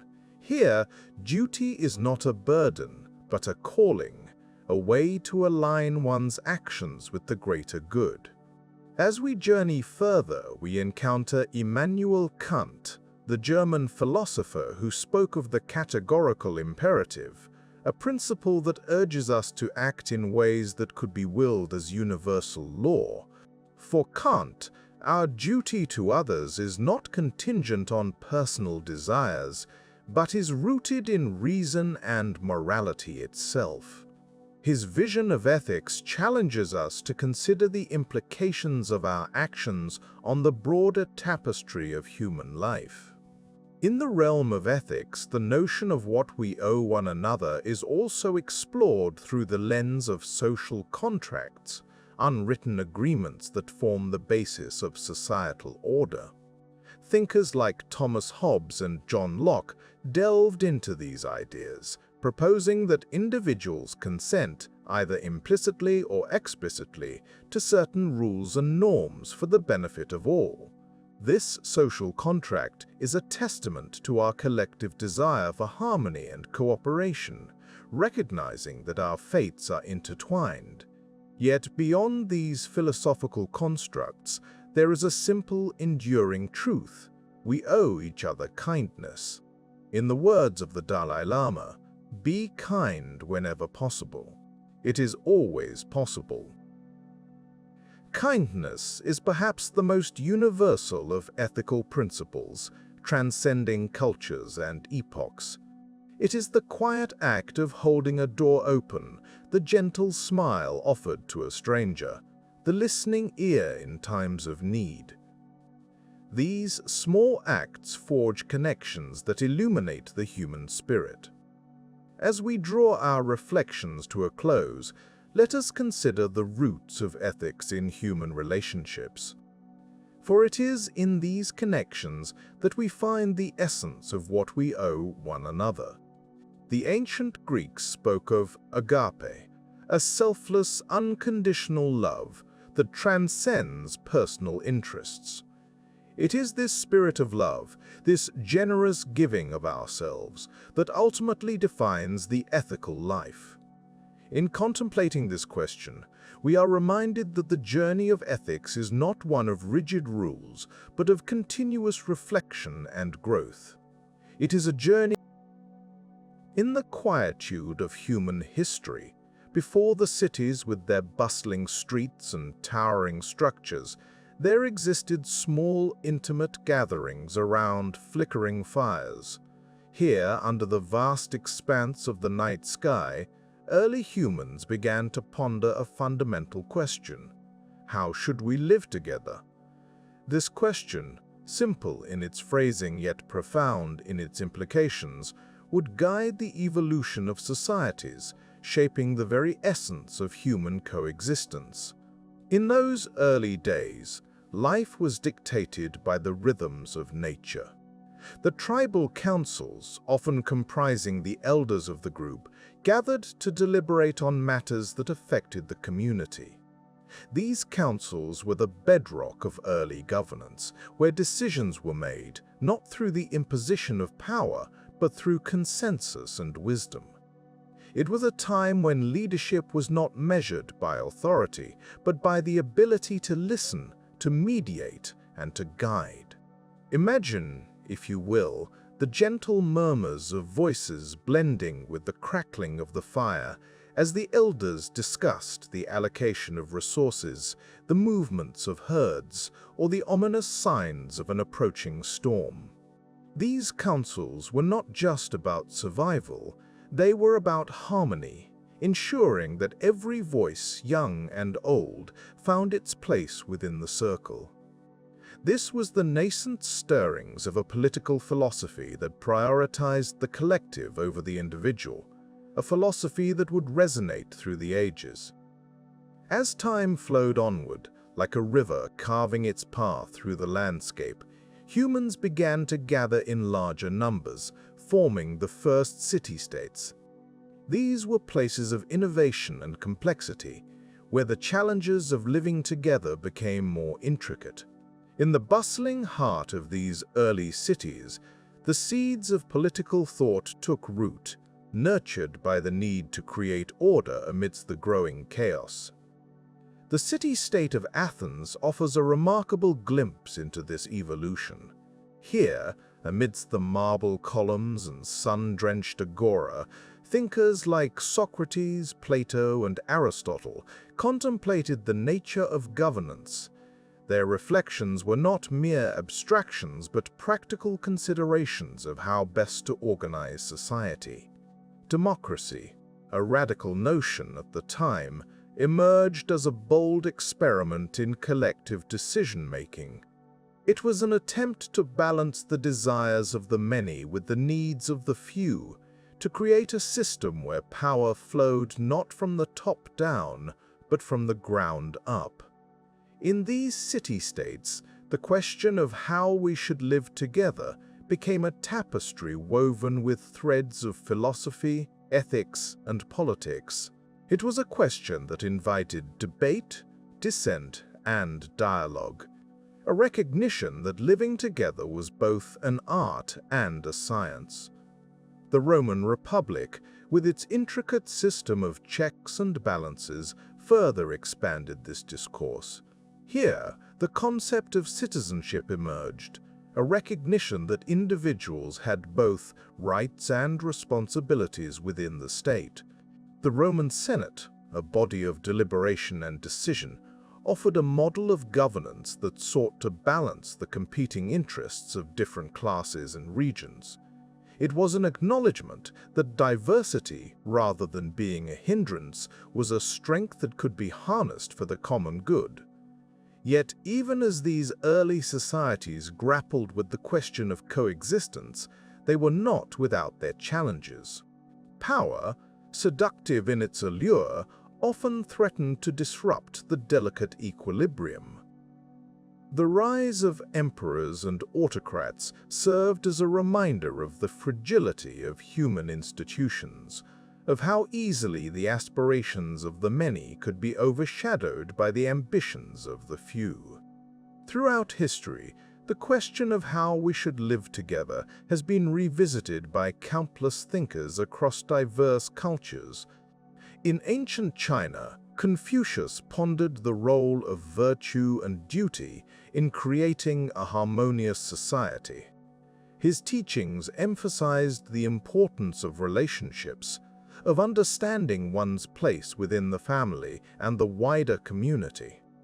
In India, the Arthashastra, an ancient treatise on statecraft, explored the pragmatics of governance, highlighting the balance between moral duty and political necessity. These reflections, though separated by geography and time, share a common thread, a recognition that living together requires more than mere coexistence. It demands a commitment to understanding, to empathy, and to the pursuit of a common good. It is a journey, not a destination, an ever-evolving dialogue that continues to shape the contours of human society. As we ponder this question in our own time, amidst the complexities of modern life, we are reminded of those early gatherings around the fire. The essence of their deliberations still echoes in our world today. A gentle reminder that how we live together is not just a question of governance, but of compassion, of striving to create a world where every voice is heard. In the gentle embrace of quiet contemplation, we find ourselves drawn to the notion of freedom, a concept as elusive as it is alluring. Our journey into understanding freedom invites us to explore it not merely as a political condition, but also as an inner state, a state of being that transcends the confines of external circumstances. Imagine, if you will, the vast expanse of a sunlit meadow, where the breeze whispers secrets of liberation to the wildflowers swaying in harmony. Such a scene captures the essence of freedom in its purest form, a natural, unrestrained existence. Yet for humanity, freedom has often been perceived through the lens of societal structures and laws, binding it to the domain of politics and governance. Let us begin by considering freedom as an inner state. Throughout history, philosophers and spiritual teachers have suggested that true freedom is found not in the absence of constraints, but in the mastery of one's own mind. The Stoics, for instance, taught us that while we cannot control external events, we can choose how we respond to them. Marcus Aurelius, the Roman emperor and philosopher, once reflected on the power of the mind to remain free even in the face of adversity. To the Stoics, freedom meant cultivating an inner equanimity, an unshakable peace that no external force could disturb. This perspective finds resonance in Eastern philosophies as well.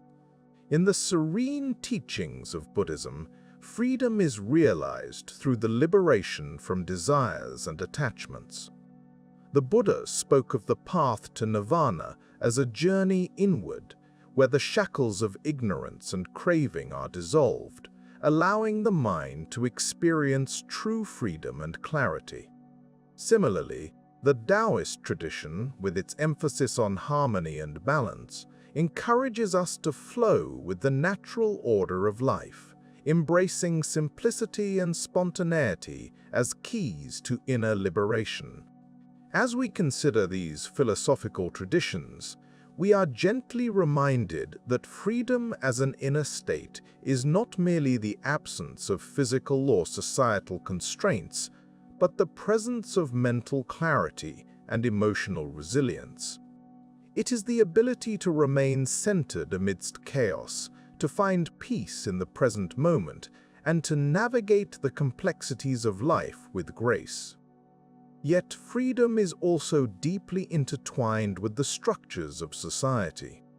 As we turn our attention to freedom as a political condition, we encounter a tapestry woven with the threads of history, law, and human aspiration. The quest for political freedom has been a driving force behind revolutions, movements, and the shaping of nations. From the ancient democracies of Athens to the Magna Carta, from the Enlightenment thinkers who championed individual rights to the modern struggles for civil liberties, the story of political freedom is one of humanity's most poignant narratives. In political philosophy, freedom is often discussed in terms of positive and negative liberty. Negative liberty, as articulated by philosophers like John Stuart Mill, is the freedom from interference, the right to act as one chooses, so long as it does not infringe upon the rights of others. It is a call for minimal restraint, a space where individuals can pursue their own paths. Positive liberty, on the other hand, is the freedom to realize one's potential, to have the means and opportunities to fulfill one's aspirations. This concept, explored by thinkers such as Isaiah Berlin, highlights the role of society in enabling individuals to achieve true autonomy. Positive liberty suggests that freedom is not simply the absence of barriers, but the presence of conditions that allow for personal growth and self-determination. As we reflect on the interplay between these two dimensions of freedom, we begin to understand that they are not mutually exclusive, but rather complementary. A society that values both types of liberty provides its citizens with the opportunity to flourish while respecting their individual rights.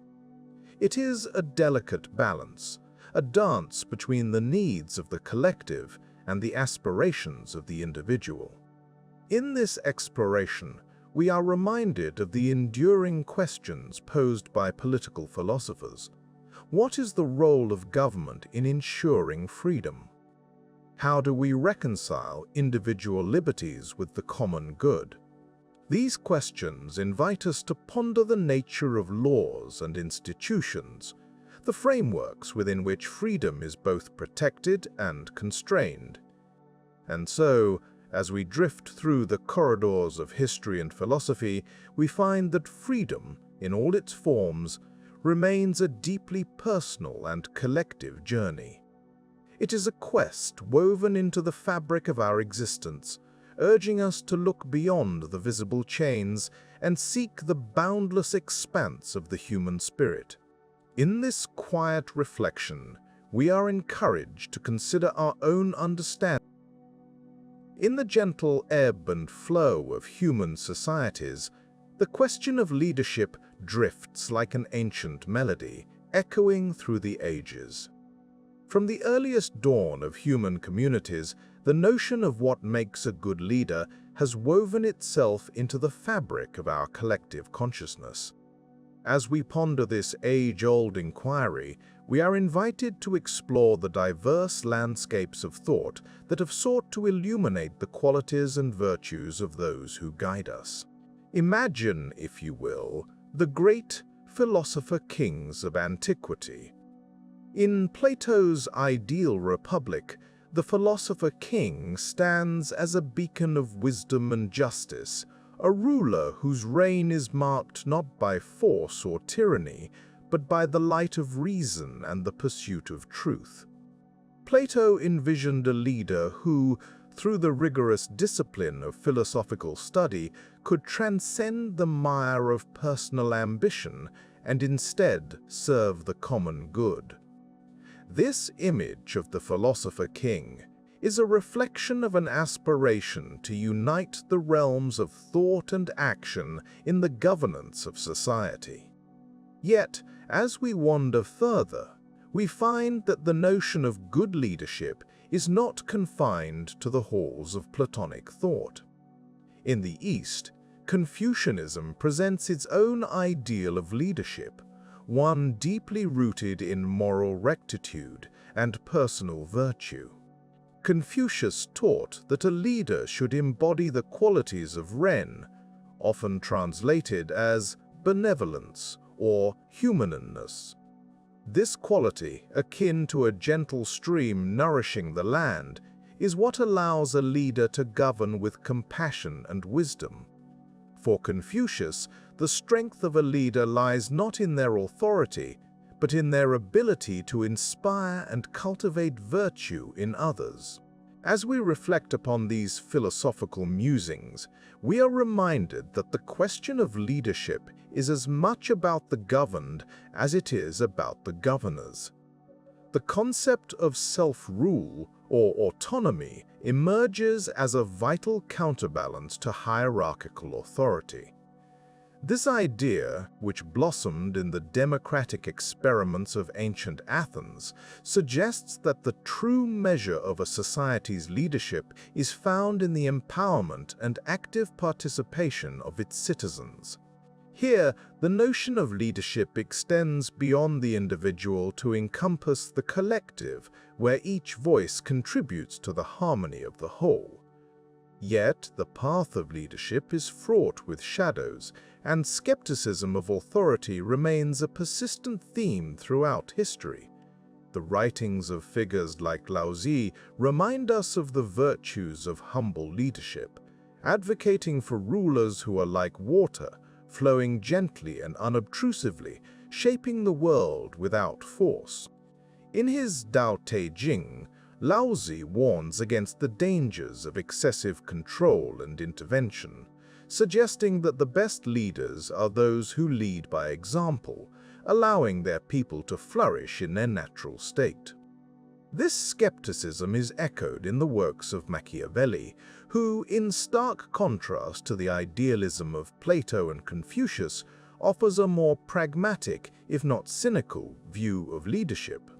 In The Prince, Machiavelli explores the complexities of power, suggesting that a successful leader must be shrewd and adaptable, capable of navigating the often tumultuous waters of political life. While his views may seem harsh, they serve as a reminder of the realities and challenges that accompany the mantle of leadership. As we ponder these diverse perspectives, we find ourselves returning to the question at hand: what makes a good leader? The answer, it seems, is as multifaceted as the human experience itself. It encompasses wisdom and humility, strength and compassion, vision and practicality. A good leader, perhaps, is one who can hold these qualities in balance, like a skilled conductor orchestrating a symphony of disparate instruments into harmonious accord. In our contemplation, we are reminded that leadership is not merely the domain of the great and powerful. It is a quality that resides within each of us, waiting to be nurtured and expressed in our interactions with others. Whether we find ourselves leading a nation or simply guiding a friend through troubled times, the principles of good leadership remain the same: to listen with empathy, to act with integrity, and to inspire with vision. As the night deepens and the stars cast their gentle glow upon the world, let us rest in the quiet assurance that while the question of leadership may never find a definitive answer, it continues. In the gentle ebb and flow of history, the rise and fall of civilizations present a tapestry woven with the threads of human endeavor, ambition, and circumstance. As we drift through the annals of time, we find ourselves in the company of early historians like Herodotus and Sima Qian, who, with their quills and scrolls, sought to capture the essence of human societies. Their reflections, though ancient, echo with a timeless resonance, inviting us to ponder why civilizations ascend to great heights only to descend once more into obscurity. Herodotus, often hailed as the father of history, embarked on a journey not merely to record events, but to understand the forces that propelled the mighty empires of his time. To him, the rise and fall of civilizations were akin to the cycles of nature, inescapable yet intriguing. He observed the Persian Empire's expanse, marveling at its grandeur while noting the seeds of its decline sown within its vast territories. Herodotus offered insights that seem to whisper to us across the ages that hubris, the overreach of power and ambition, often lays the groundwork for a civilization's fall. In the quiet of our contemplation, we might consider how pride and an unchecked thirst for dominion can lead to an inevitable reckoning. Sima Qian, a historian from the Han dynasty, provides a perspective from the East, painting a picture of the cyclical nature of dynasties in China. His work, The Records of the Grand Historian, stands as a monumental effort to chronicle the ebb and flow of Chinese civilization. Sima Qian viewed history as a mirror, reflecting the virtues and vices of rulers and the consequences of their actions. He pondered the mandate of heaven, a philosophical concept suggesting that the legitimacy of rulers is divinely ordained but also contingent upon their moral conduct. When rulers fail in their duties, the mandate is withdrawn, leading to the decline and fall of their reigns. Such reflections remind us of the delicate balance between power and responsibility, and how the neglect of one can tip the scales towards decline. As we meander through these historical landscapes, we encounter the notion of external forces shaping the fate of civilizations. Both Herodotus and Sima Qian acknowledged the impact of natural disasters, invasions, and economic shifts. These forces, often beyond human control, can dismantle the edifices of power with an unyielding hand. The fall of Rome, for instance, was hastened by a confluence of internal decay and relentless barbarian invasions. A reminder that even the most formidable of empires are not immune to the vagaries of fortune. In our quiet musings, we might wonder about the role of innovation and adaptability in the survival of civilizations. Those societies that embraced change, that welcomed new ideas and technologies, often found themselves better equipped to weather the storms of history. The Renaissance, emerging from the embers of the Middle Ages, is a testament to the power of intellectual and cultural revival in breathing new life into the fabric of society. It is a gentle nudge to us that curiosity and openness to change can be lifelines in times of uncertainty. Yet, as we reflect upon these historical narratives, it becomes apparent that the story of civilizations is not solely one of rise and fall, but of transformation. The remnants of past societies often lay the groundwork for new beginnings. The fall of Constantinople, for instance, spurred the age of exploration as scholars fled to the west, carrying with them the seeds of knowledge that would ignite the fires of discovery and innovation. In the hushed moments of our contemplation, we are invited to consider the lessons these ancient historians impart. They urge us to look beyond the surface of events, to seek understanding in the patterns of human behavior and the forces of nature that shape our world. Herodotus and Sima Qian, though separated by time and geography, share a common pursuit, a quest to illuminate the paths we tread and the choices we make. Their works are not merely records of the past, they are gentle reminders of our place within a vast and interconnected tapestry. As we drift further into the embrace of reflection, we ponder what the rise and fall of civilizations reveal about our own journey. They are stories of resilience, of the indomitable spirit of humanity that persists even in the face of adversity. They remind us that while empires may crumble, the essence of human endeavor continues, ever seeking, ever striving towards new horizons. And so, as we lie on the brink of sleep, let us carry with us the quiet wisdom of these ancient scholars. Let their reflections guide our thoughts as we ponder our place within the continuum of history. For in the quiet expanse of night, when the world hushes its bustling and the stars silently stitch patterns across the firmament, we find ourselves pondering one of the most profound questions of human existence. Is there a purpose to life? This question, echoing through the corridors of time, has been asked by thinkers, poets, and ordinary folk alike.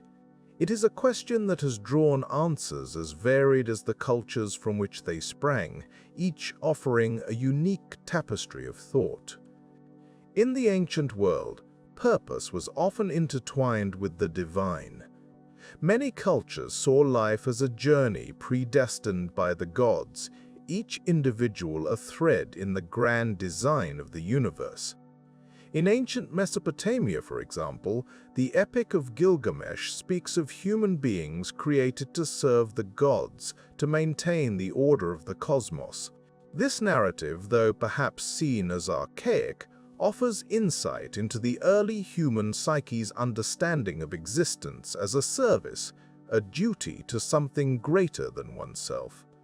In contrast, ancient Greece presented a more human-centric view. Philosophers like Socrates, Plato, and Aristotle pondered life's purpose through the lens of reason and virtue. For Socrates, the examined life was paramount. To question, to learn, and to understand were the highest callings.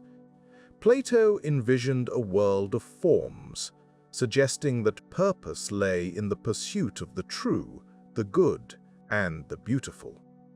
Aristotle, ever the grounded thinker, proposed eudaimonia, often translated as flourishing or well-being, as life's ultimate aim, achievable through virtuous living and the fulfillment of one's potential. These ideas marked a shift from divine mandate to personal responsibility and introspection. The Indian subcontinent offered a different perspective, one deeply rooted in spirituality and the cycle of life. In Hindu philosophy, the concept of dharma, one's duty or righteous path, suggests that purpose is inherent and personal, linked to one's role in society and the cosmic order. Meanwhile, the teachings of Buddhism, with its emphasis on the Four Noble Truths and the Eightfold Path, propose that life's purpose is to transcend suffering and achieve enlightenment, a liberation from the cycle of rebirth. Here, purpose is a journey inward, a quest for inner peace and understanding. In China, Confucianism and Taoism presented complementary yet distinct views. Confucian thought placed emphasis on social harmony and moral conduct, suggesting that purpose lies in cultivating virtue and fulfilling one's role within the family and society. Taoism, on the other hand, spoke of aligning oneself with the Tao, the fundamental nature of the universe. It suggested that true purpose is found in simplicity, spontaneity, and living in harmony with the natural world. This dichotomy between societal duty and natural flow reflects the diverse approaches to finding meaning. Across the Pacific, the indigenous peoples of Australia and the Americas held an intimate connection with the land, viewing life's purpose through the lens of stewardship and balance with nature. The Dreamtime stories of Aboriginal Australians, for example, articulate a worldview where purpose is derived from a sacred relationship with the earth, where every creature and landscape is imbued with significance and interconnectedness. As we move through these rich tapestries of thought, we find a common thread. The quest for meaning is universal, yet the answers are profoundly personal. Purpose can be seen both as a choice and a discovery. It is a choice in the sense that we, as individuals, can actively seek and define what gives our lives meaning. Whether through relationships, creativity, knowledge, or altruism, the paths are manifold. Yet, it is also a discovery, an unfolding of understanding that comes with the passage of time, experience, and reflection. In modern times, this ancient inquiry persists, albeit in new forms. The existentialist movement of the 20th century, with thinkers like Jean-Paul Sartre and Albert Camus, posited that life is inherently without purpose, and it is up to each individual to forge their own meaning. This idea resonates with many today, offering a liberating yet daunting prospect that purpose is not given but made. Yet, perhaps, the search for purpose need not be a quest for a singular truth, but rather a journey of exploration. It is in the act of questioning, of seeking, that life's richness is revealed. As we drift deeper into contemplation, let us embrace the quiet wisdom of ancient questions, allowing them to guide us gently through the vast landscape of thought and feeling. In this delicate balance between choice and discovery, perhaps the purpose of life is not to find an answer, but to live in the quiet heart of human contemplation lies the question of what it means to live well. This query, both simple and profound, has whispered through the corridors of time, gently inviting us to pause and ponder the essence of our existence.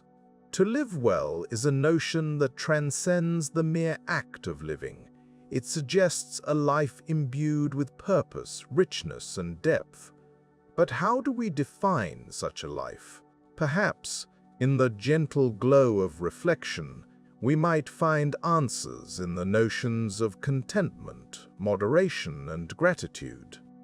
Contentment is a term that often eludes precise definition, yet it encompasses a sense of peace with what one has and who one is. It is the quiet assurance that what is present is enough, a harmonious acceptance that neither strives for excess nor dwells on lack. The ancient Greeks, with their keen philosophical insights, spoke of eudaimonia, a state of being that reflects human flourishing. For them, contentment was not merely about the absence of desire, but the presence of virtue, a life aligned with one's true nature and the greater good. In our modern world, where the pace of life often feels relentless, finding contentment can seem like an elusive pursuit. Yet perhaps it is in the stillness between moments that contentment reveals itself, like a soft whisper carried on the wind. It invites us to be present, to appreciate the beauty in the mundane, and to find joy in the simplicity of existence. Moderation, on the other hand, is the gentle art of balance, the wisdom of knowing when enough is enough. It is the golden mean, a concept championed by Aristotle, who believed that virtue lies between deficiency and excess. Moderation encourages us to tread lightly, to savor the pleasures of life without succumbing to indulgence. It reminds us that while desires may be natural, unchecked, they can lead to imbalance and discontent. Imagine a life where moderation guides our choices, where we find satisfaction not in the accumulation of possessions, but in the richness of experiences. Such a life fosters a deeper connection to our surroundings, allowing us to appreciate the subtle nuances that might otherwise go unnoticed. In a world often caught in extremes, moderation offers a gentle reminder of the beauty in balance. Gratitude, the third pillar in our exploration of living well, is a practice that transforms the ordinary into the extraordinary.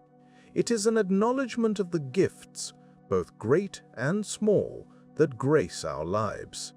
Gratitude shifts our focus from what we lack to what we possess, creating a sense of abundance in moments that might otherwise feel sparse.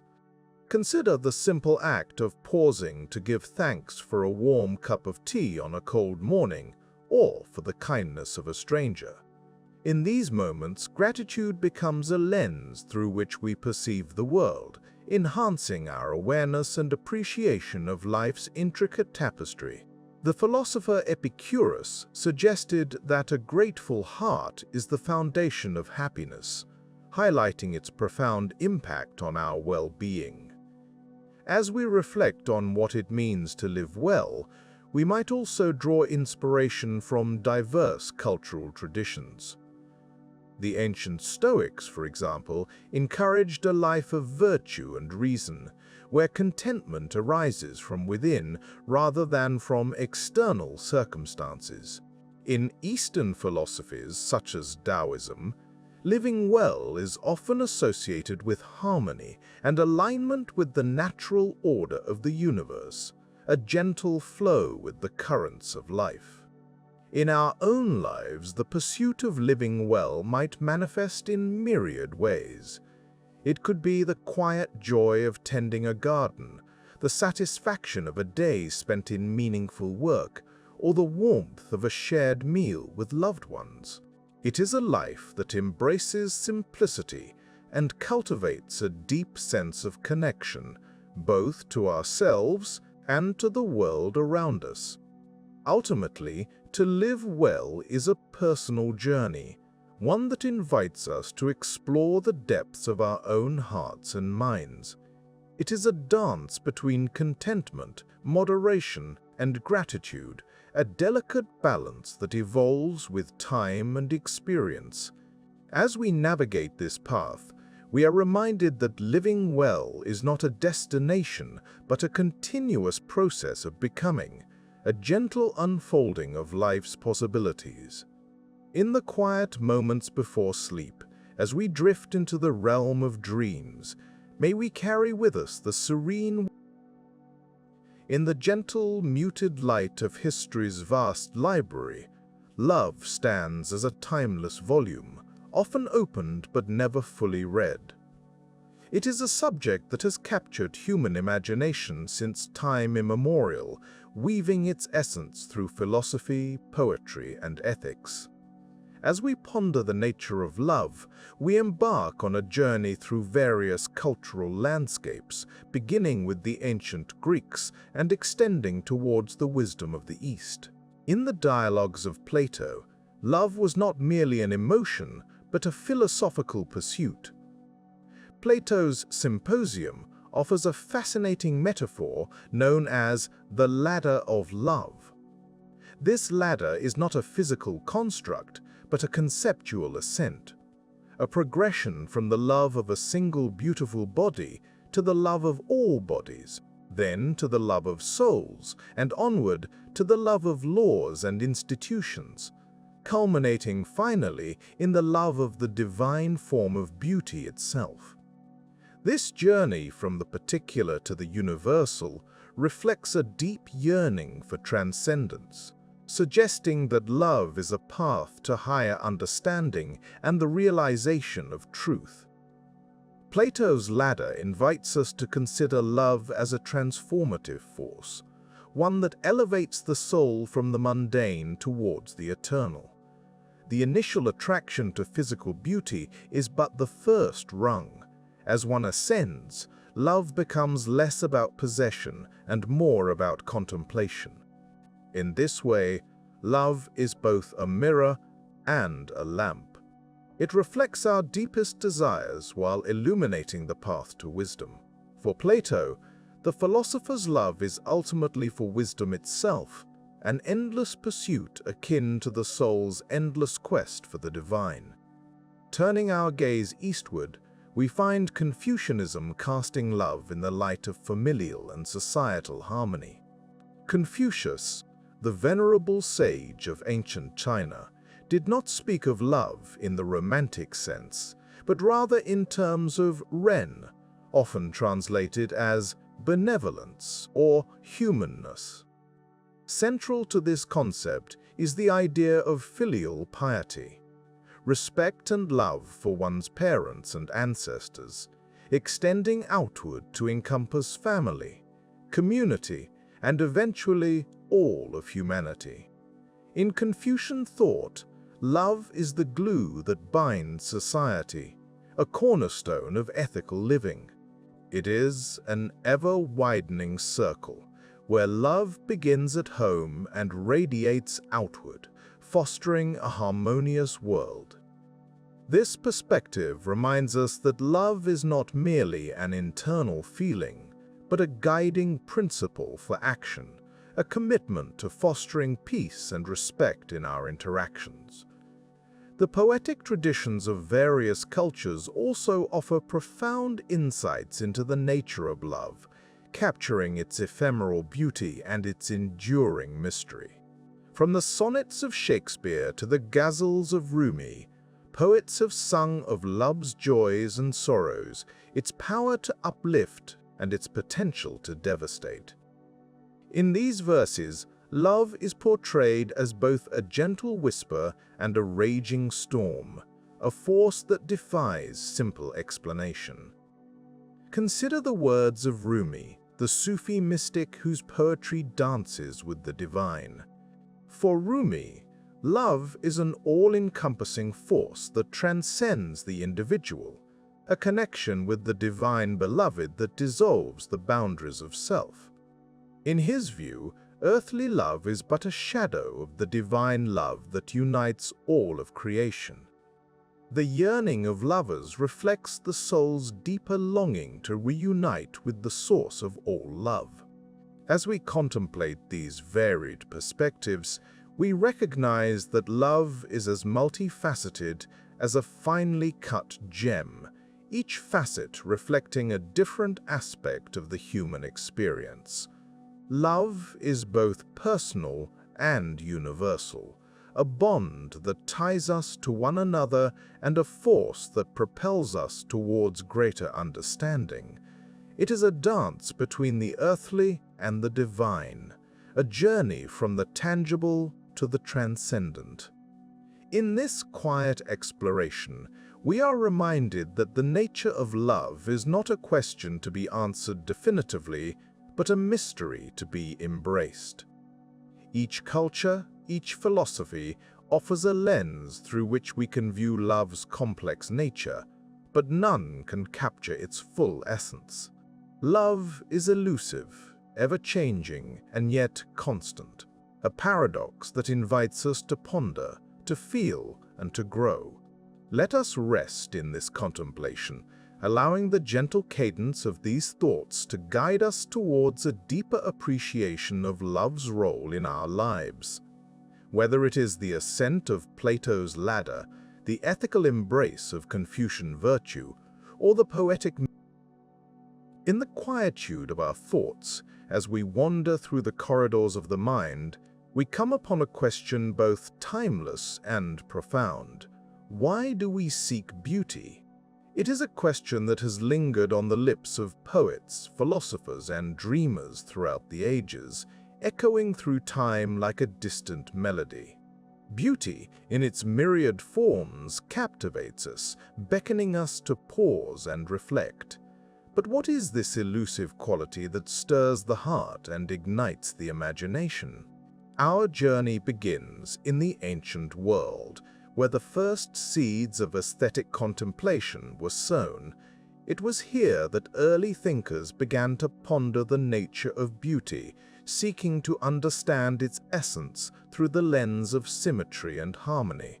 For the Greeks, beauty was not merely a matter of personal preference, but a fundamental principle of the cosmos. Pythagoras, the mystic mathematician, believed that beauty arose from the harmony of numbers, the elegant dance of proportions that governed all things. His vision of a universe ordered by mathematical symmetry offered a blueprint for understanding beauty as an expression of balance and order. In the realm of art, the Greeks sought to capture this elusive ideal. The sculptor Heraclitus, in his pursuit of the perfect form, devised a set of proportions known as the canon, a guide to achieving aesthetic harmony. His statues, with their poised elegance and measured grace, stand as testaments to the enduring power of symmetry in the quest for beauty. Yet, even as we admire these ancient works, we are reminded that beauty is not confined to the realm of the visual. It pervades all aspects of existence, from the gentle cadence of a poem to the serene stillness of a landscape.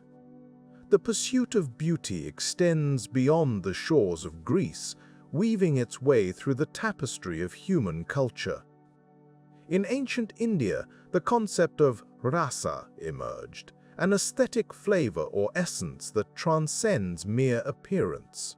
Rasa is experienced not through the eyes alone, but through the heart, evoking a deep emotional response that connects the observer to the transcendent.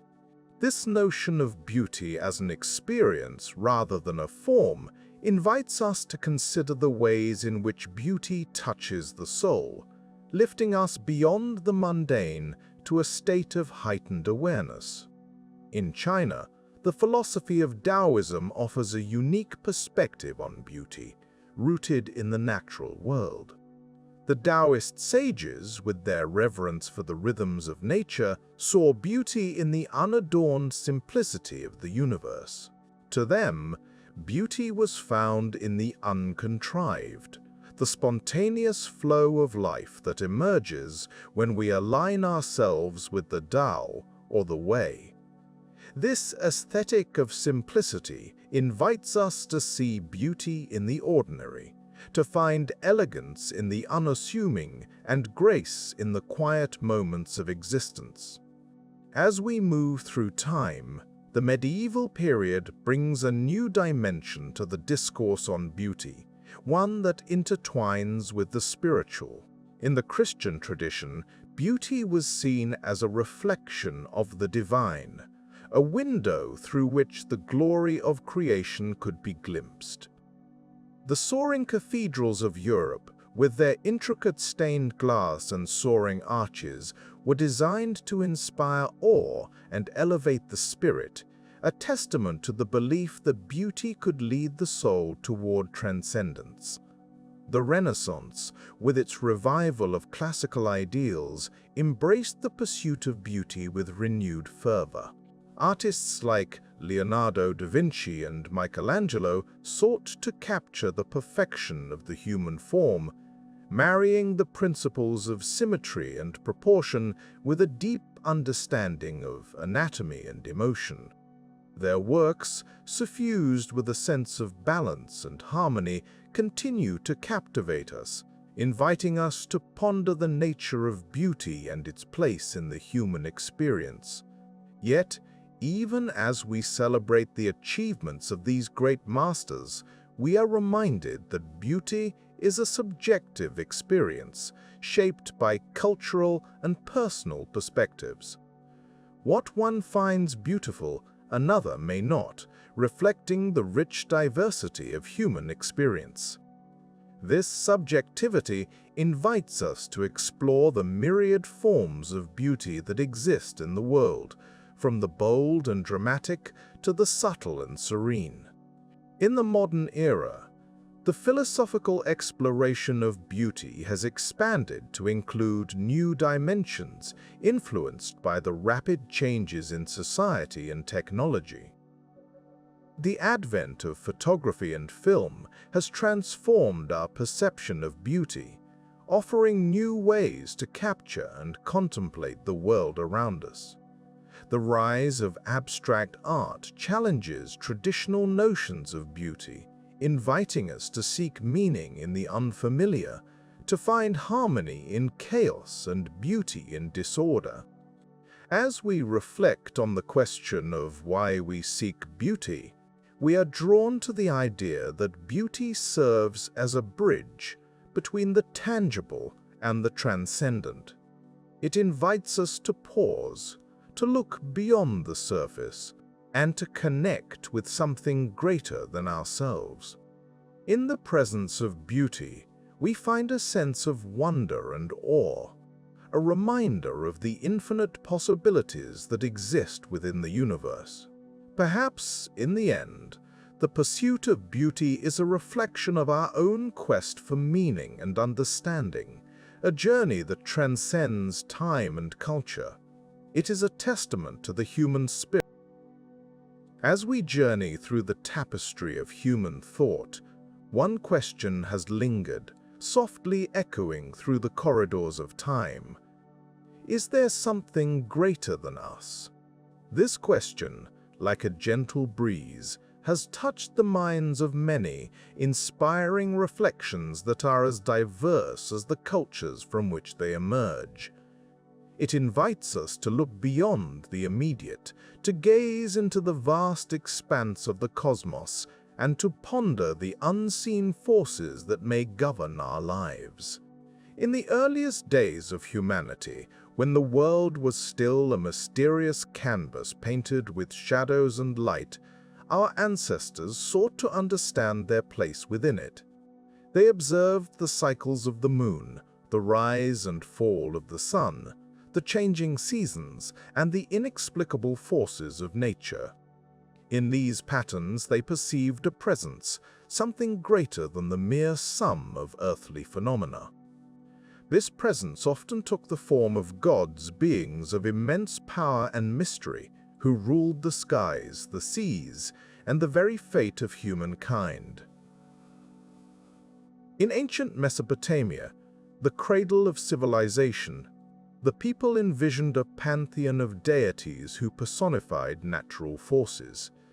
Anu, the god of the sky, Enlil, the god of the air, and Enki, the god of the air, and Enki, the god of water and wisdom, each played a part in the grand tapestry of existence. These deities were not distant or abstract, they were intimately involved in the daily lives of the people. Through rituals and offerings, the Mesopotamians sought to appease these gods, hoping to secure their favor and protection. Across the sands of time and geography, the ancient Egyptians cultivated a spiritual landscape that was rich in symbolism and reverence for the divine. They believed in a plethora of gods and goddesses, each with unique attributes and responsibilities. The sun god Ra traversed the sky each day, bringing light and warmth to the world. Osiris, the god of the afterlife, offered the promise of rebirth and eternal life. In the majestic architecture of their temples and the intricate art of their tombs, the Egyptians expressed a profound sense of connection to something greater, a divine order that infused every aspect of life and death. Turning our gaze eastward, we find that the early spiritual traditions of India also grappled with questions of the divine and the infinite. The ancient texts known as the Vedas articulate a vision of the cosmos that is both intricate and unified.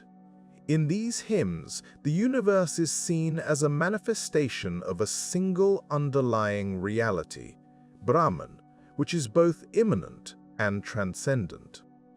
This notion of unity, of all things being connected through a singular essence, invites a contemplative understanding of existence, where the self is not separate from the cosmos, but part of a greater whole. In the quiet wisdom of the Taoist tradition in China, we encounter another perspective on the divine and the natural order. The Tao, or the Way, is an ineffable force that underlies and unites all things. It is not a god in the traditional sense, but rather a principle that guides the unfolding of the universe. The Tao teaches simplicity, harmony, and the acceptance of life's rhythms. By aligning with the Tao, one finds peace and balance, recognizing that there is a greater flow to life, an order beyond mere human understanding. The ancient Greek philosophers, too, pondered the mysteries of existence and the possibility of a greater reality. Plato, in his allegory of the cave, suggested that what we perceive through our senses is but a shadow of a higher truth, a realm of perfect forms and ideas. This notion of a transcendent reality, accessible through reason and contemplation, has inspired countless seekers throughout history to look beyond the material world in search of deeper understanding.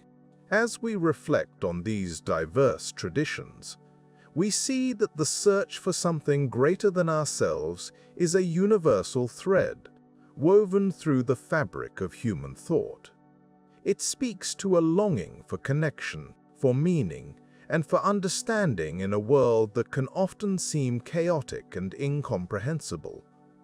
Whether through gods, cosmic principles, or philosophical inquiry, humanity has continually reached out into the unknown, seeking to grasp the elusive essence of the divine.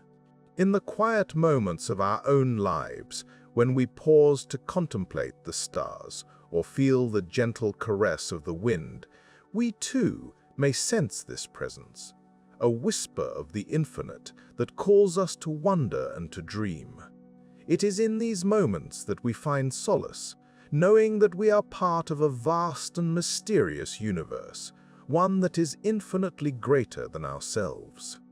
As we drift gently into the embrace of sleep, let us carry with us this sense of wonder and unity.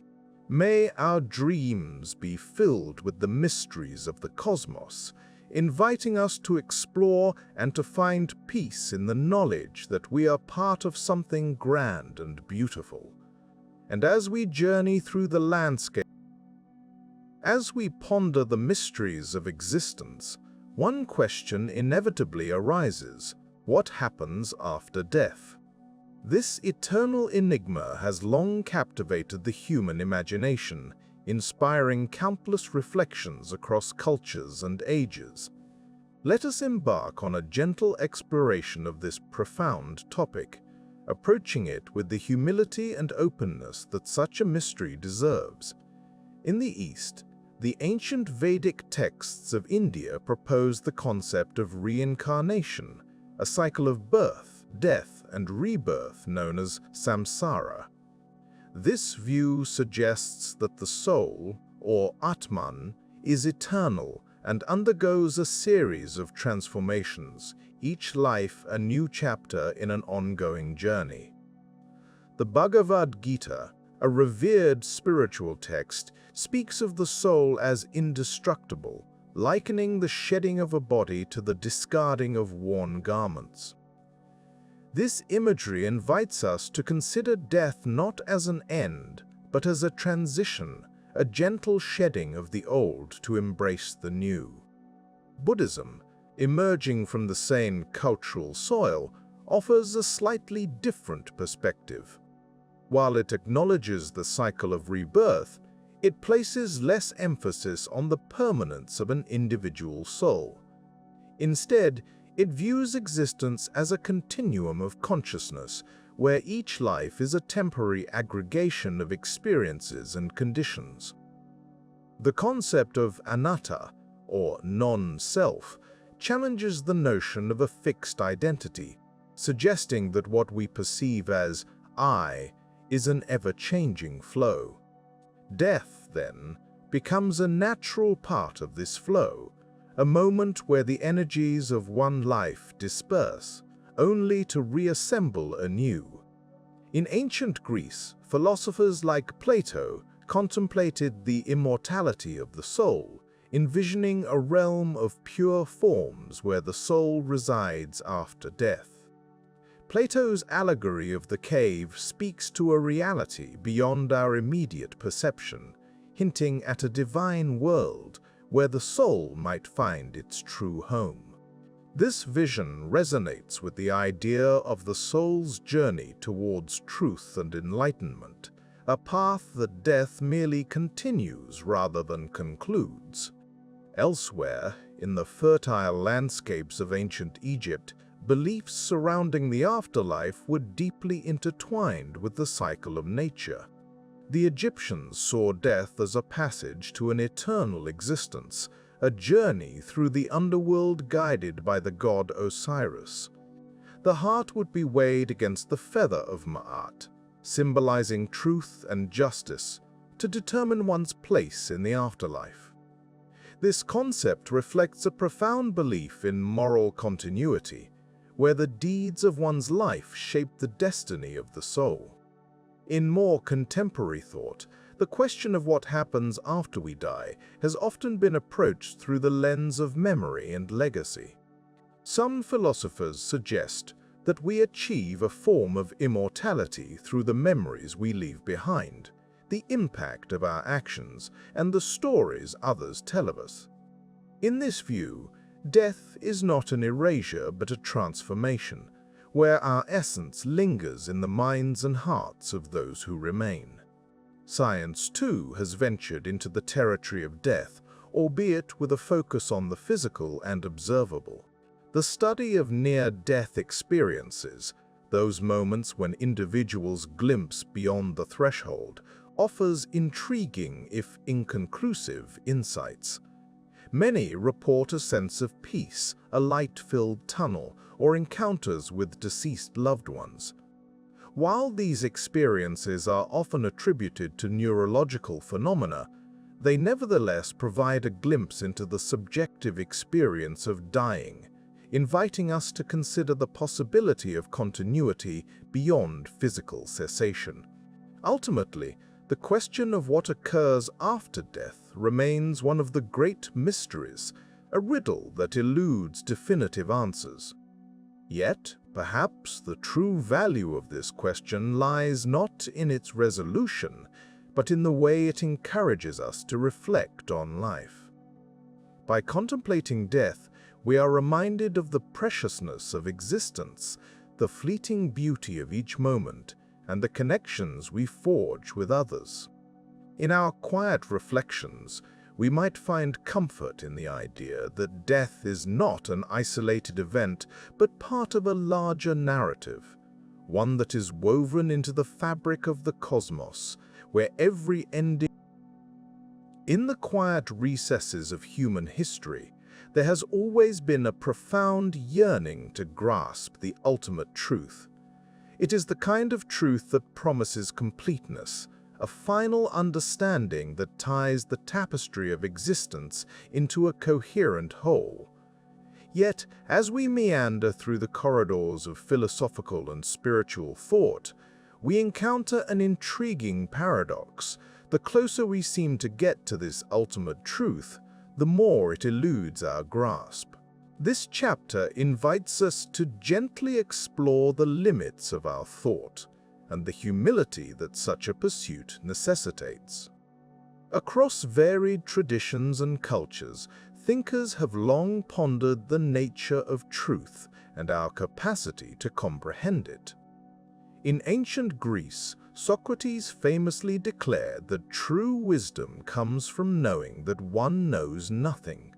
This humble admission sets the stage for a journey that is less about arriving at answers and more about cultivating a mindset of perpetual curiosity. Socrates' approach reminds us of the inherent limitations within our human faculties and the vastness of what remains unknown. Eastern philosophies, too, echo this theme of humility before the boundless. In the Tao Te Ching, Laozi writes of the Tao, an ultimate principle that is both the origin and the end of all things. Yet, he cautions that the Tao that can be spoken of is not the eternal Tao. This poetic expression underscores a profound truth. Language and human concepts fall short when trying to encapsulate the totality of existence. Similarly, in the Upanishads, ancient Indian sages expound on Brahman, the ultimate reality that transcends all dualities and distinctions. Brahman is described as neti neti, meaning not this, not that, a phrase that guides seekers away from finite descriptions towards an experiential understanding that lies beyond intellectual grasp. This reflective path encourages letting go of rigid definitions and embracing the fluidity of existence. These ancient teachings suggest that the journey towards ultimate truth is more about the questions we ask than the answers we might find. They invite us to cultivate a sense of wonder and openness, recognizing that our understanding is inherently partial and provisional. Indeed, the scientific endeavor itself, with its ever-evolving theories and discoveries, exemplifies this dynamic process. Each answer science provides unfurls new questions, reminding us of the infinite expanse of the unknown. In the realm of science, Albert Einstein's theory of relativity transformed our understanding of space and time. Yet even Einstein acknowledged that there might be deeper truths beyond our current theories. Similarly, quantum mechanics, with its probabilistic nature, challenges our intuitive notions of reality and suggests that at the fundamental level, nature may not conform to our classical expectations. These scientific insights compel us to appreciate the complexity and mystery of the universe, urging us toward intellectual humility. Meanwhile, in the mystical traditions of Sufism, practitioners engage in a dance of divine love, seeking unity with the ultimate through poetry and music. The Sufi path embraces the notion that the ultimate truth is not something to be conquered with the mind alone, but is an experiential reality to be lived and felt. Mystics across cultures often speak in metaphors and paradoxes, using the language of the heart to hint at truths that defy logical articulation. The Buddhist tradition offers another perspective, with its emphasis on mindfulness and direct experience. The Buddha's teachings encourage followers to observe the nature of their own minds and the impermanence of all phenomena. In doing so, practitioners come to realize that clinging to rigid concepts only leads to suffering. Instead, they are invited to dwell in the present moment, embracing the fluid dance of existence without attachment to fixed certainties. In contemplating these diverse traditions, we are reminded that the search for ultimate truth is not a solitary endeavor. It is a shared human pursuit, woven into the fabric of our collective consciousness. Each tradition adds its own color to the tapestry, offering insights and practices that guide us along this path of discovery. As we continue our exploration, we might consider that the ultimate truth, if it exists, might not be a singular endpoint, but rather a spectrum of understanding that expands with our awareness. Perhaps it is less about acquiring absolute knowledge, and more about cultivating a deep sense of connection with the world and with each other. In this light, the pursuit of truth becomes a journey of transformation, one that shapes our character and deepens our empathy.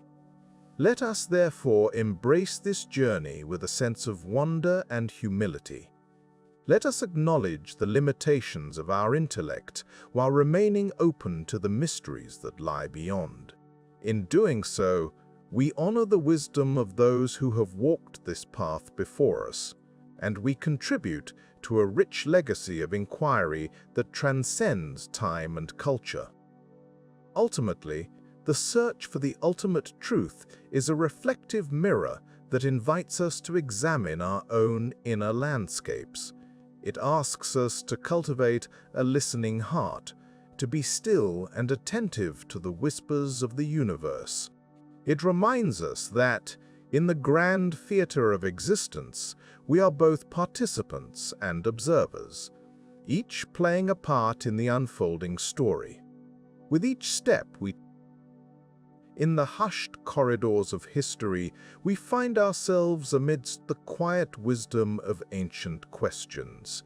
These questions, simple yet profound, have long been the guiding stars for humanity's understanding and curiosity.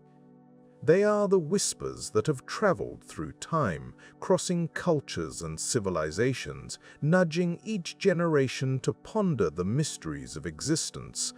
As we gently close our eyes and let our minds drift across the tapestry of human thought, we see how these questions have woven themselves into the very fabric of our lives.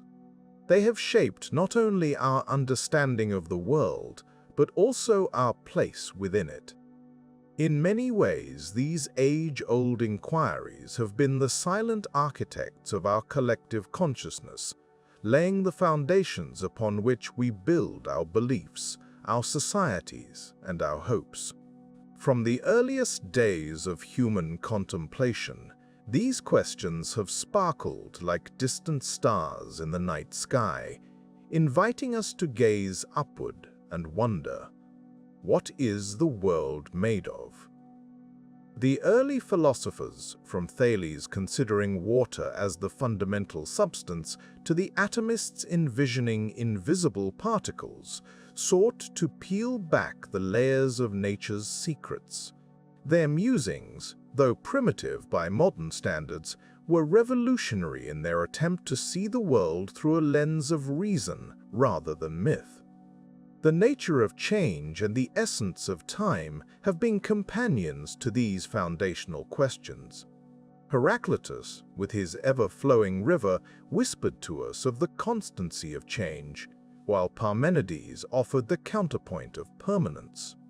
Ancient reflections on time, from the cyclical rhythms of Indian cosmology to the linear progression of Greek thought, have prompted us to consider our own fleeting moments within the vastness of eternity. These inquiries have not merely been about the external world, they have also turned inward, prodding us to explore the depths of our own being. What does it mean to be human? What does it mean to be human? These questions have been pondered by sages and scholars, from the introspective ruminations of the Upanishads to the logical dissections of Greek philosophy. They beckon us to understand the interplay of mind, body, and soul, and in doing so, they challenge us to define our identity and purpose.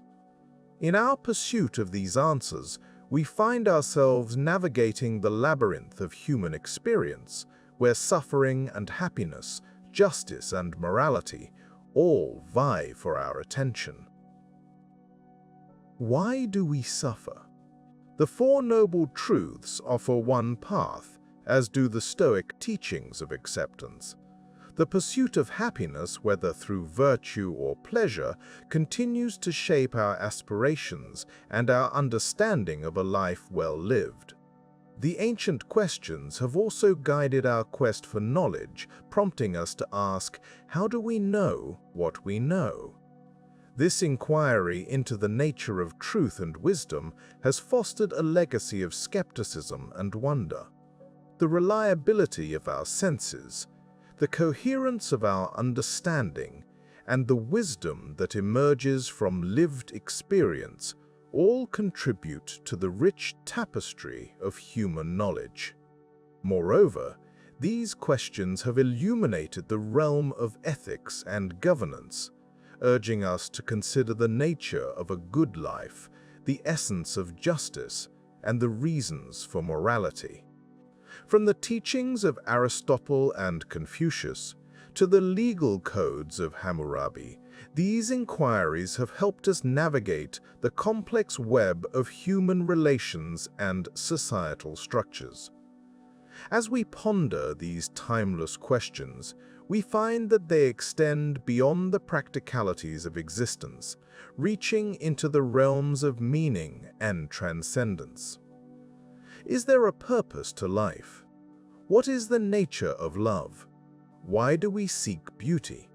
These questions invite us to explore the intangible qualities that enrich our lives and give them depth. In this quiet contemplation, we realize that these questions are not merely intellectual exercises. They are the heartbeats of our humanity. They remind us of our shared journey through the ages, a journey marked by an insatiable curiosity and a relentless pursuit of understanding. They are the gentle reminders that, while we may never find definitive answers, the act of questioning itself is a testament to our enduring spirit. As we drift into the gentle embrace of sleep, these ancient questions continue to resonate within us, like the soft echoes of a distant melody. They remind us that, in the vastness of the cosmos, we are but small players with immense potential for wonder and discovery. And in this quiet wisdom, we find solace, knowing that our search for meaning is a journey without end, a journey that connects us to the generations that are. In the gentle embrace of night, when the world softens and the edges of our consciousness blur, we find ourselves pondering. It is in these quiet hours that the questions come to us, unbidden but welcome, like old friends. They are the questions we have spent a lifetime asking, not in search of definitive answers, but for the sake of the journey they inspire. The questions that beckon us to explore, to wonder, to dream.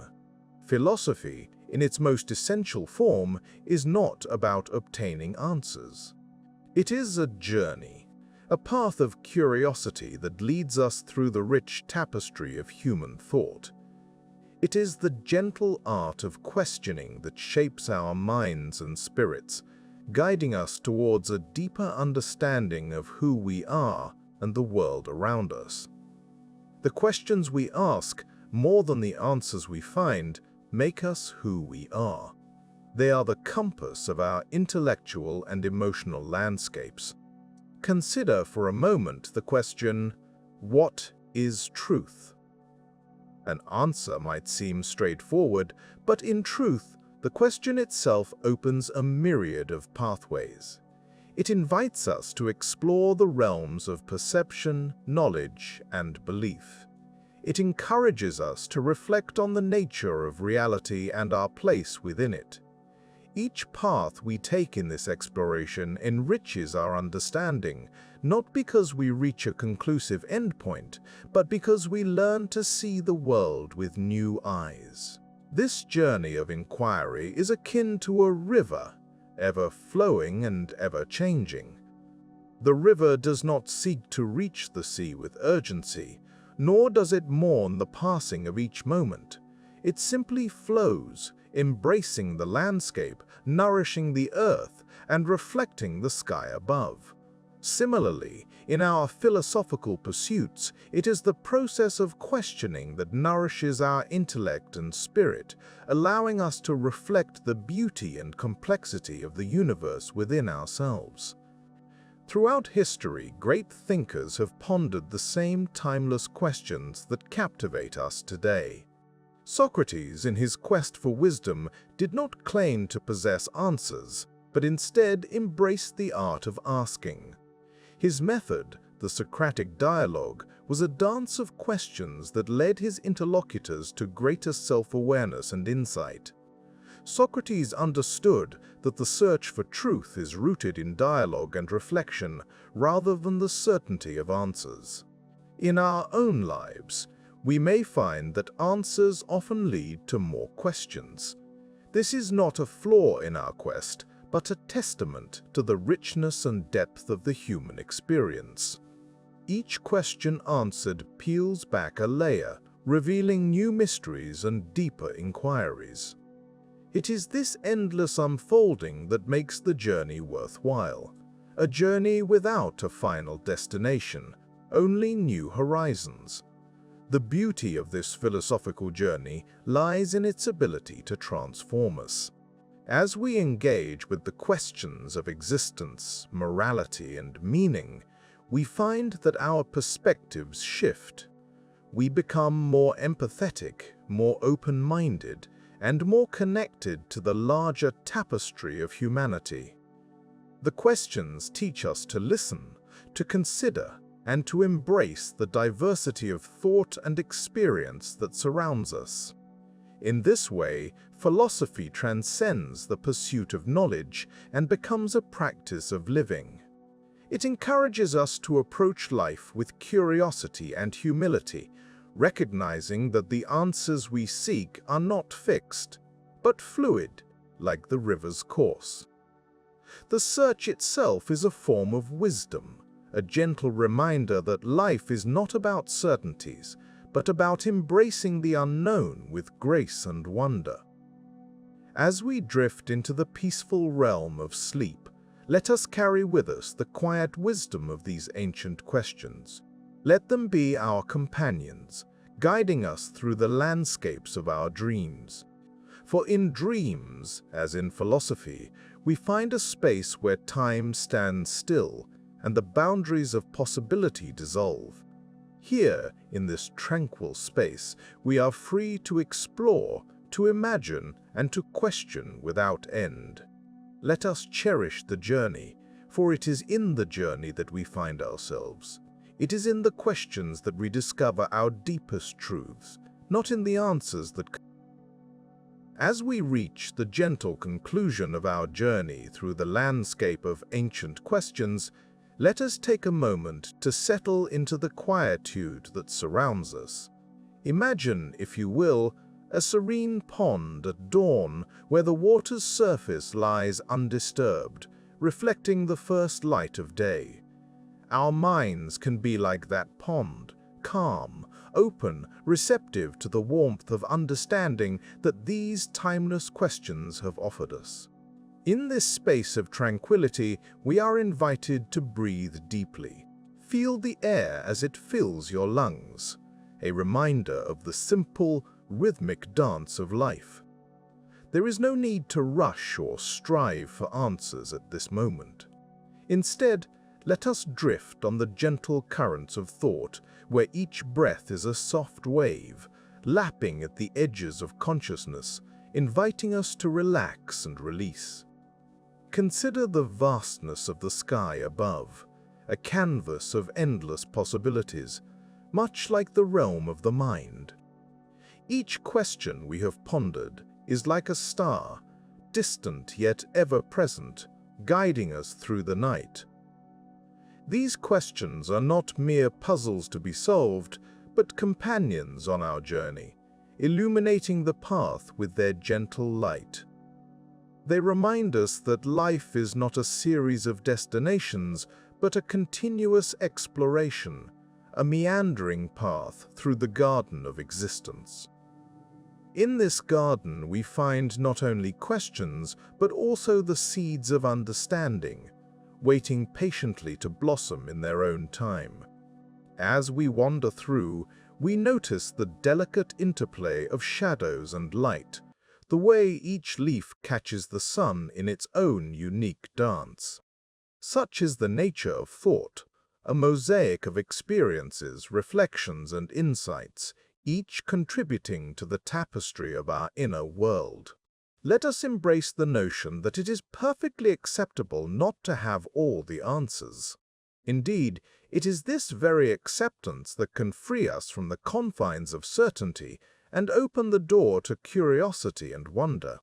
Like a child who discovers a new secret with every turn, we too can approach the world with a sense of awe and reverence.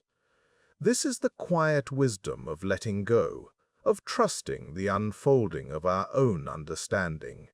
In the stillness of this moment, we find the space to listen, not only to the echoes of ancient questions, but also to the whispers of our own hearts. What do they tell us? Perhaps they remind us of the beauty in simplicity, the grace in stillness, the joy in being present. In this listening, we become attuned to the subtle symphony of life, where each note is a moment, each silence a pause in the melody. As we drift further into the embrace of the night, let us carry with us the gentle assurance that we are part of something larger than ourselves. Whether we call it the universe, nature, or simply life, it is a vast and wondrous whole, one in which we are intimately intertwined. Our questions, like leaves on a tree, are individual expressions of a deeper unity, each contributing to the richness of the whole. In this interconnectedness, we find a sense of belonging, a reminder that we are never truly alone. Our thoughts, our dreams, our questions, they are threads in the fabric of existence, weaving us into the grand tapestry of life. This realization can bring a profound sense of peace, allowing us to rest in the knowledge that we are exactly where we are meant to be. As the gentle ebb and flow of thought continue to cradle us, let us give ourselves permission to simply be. There is no urgency here, no need to grasp or hold on. Instead, we can float, buoyed by the quiet assurance that all is well. In this state of calm reflection, we may find that our minds become like a clear pool, where the waters are still and the reflections are true.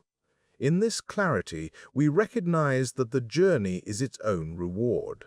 Each question we have explored is a stepping stone, a gentle nudge towards greater understanding. Yet it is not the destination that matters most, but the journey itself. The moments of insight, the gentle unfolding of thought, the quiet joy of discovery. As we close our eyes and embrace the night, let us hold on to this sense of peace. Allow the thoughts to settle like leaves upon the forest floor, creating a soft bed upon which to rest. In this stillness, we find the courage to dream, to imagine, to wonder. And so, as we drift into sleep, we carry with us the knowledge that the questions remain, waiting patiently for us to return. They are timeless companions, guiding us through the labyrinth of life, whispering softly of mysteries yet to be uncovered. May we find comfort in their presence, inspiration in their mystery, and peace in the journey they invite us to take.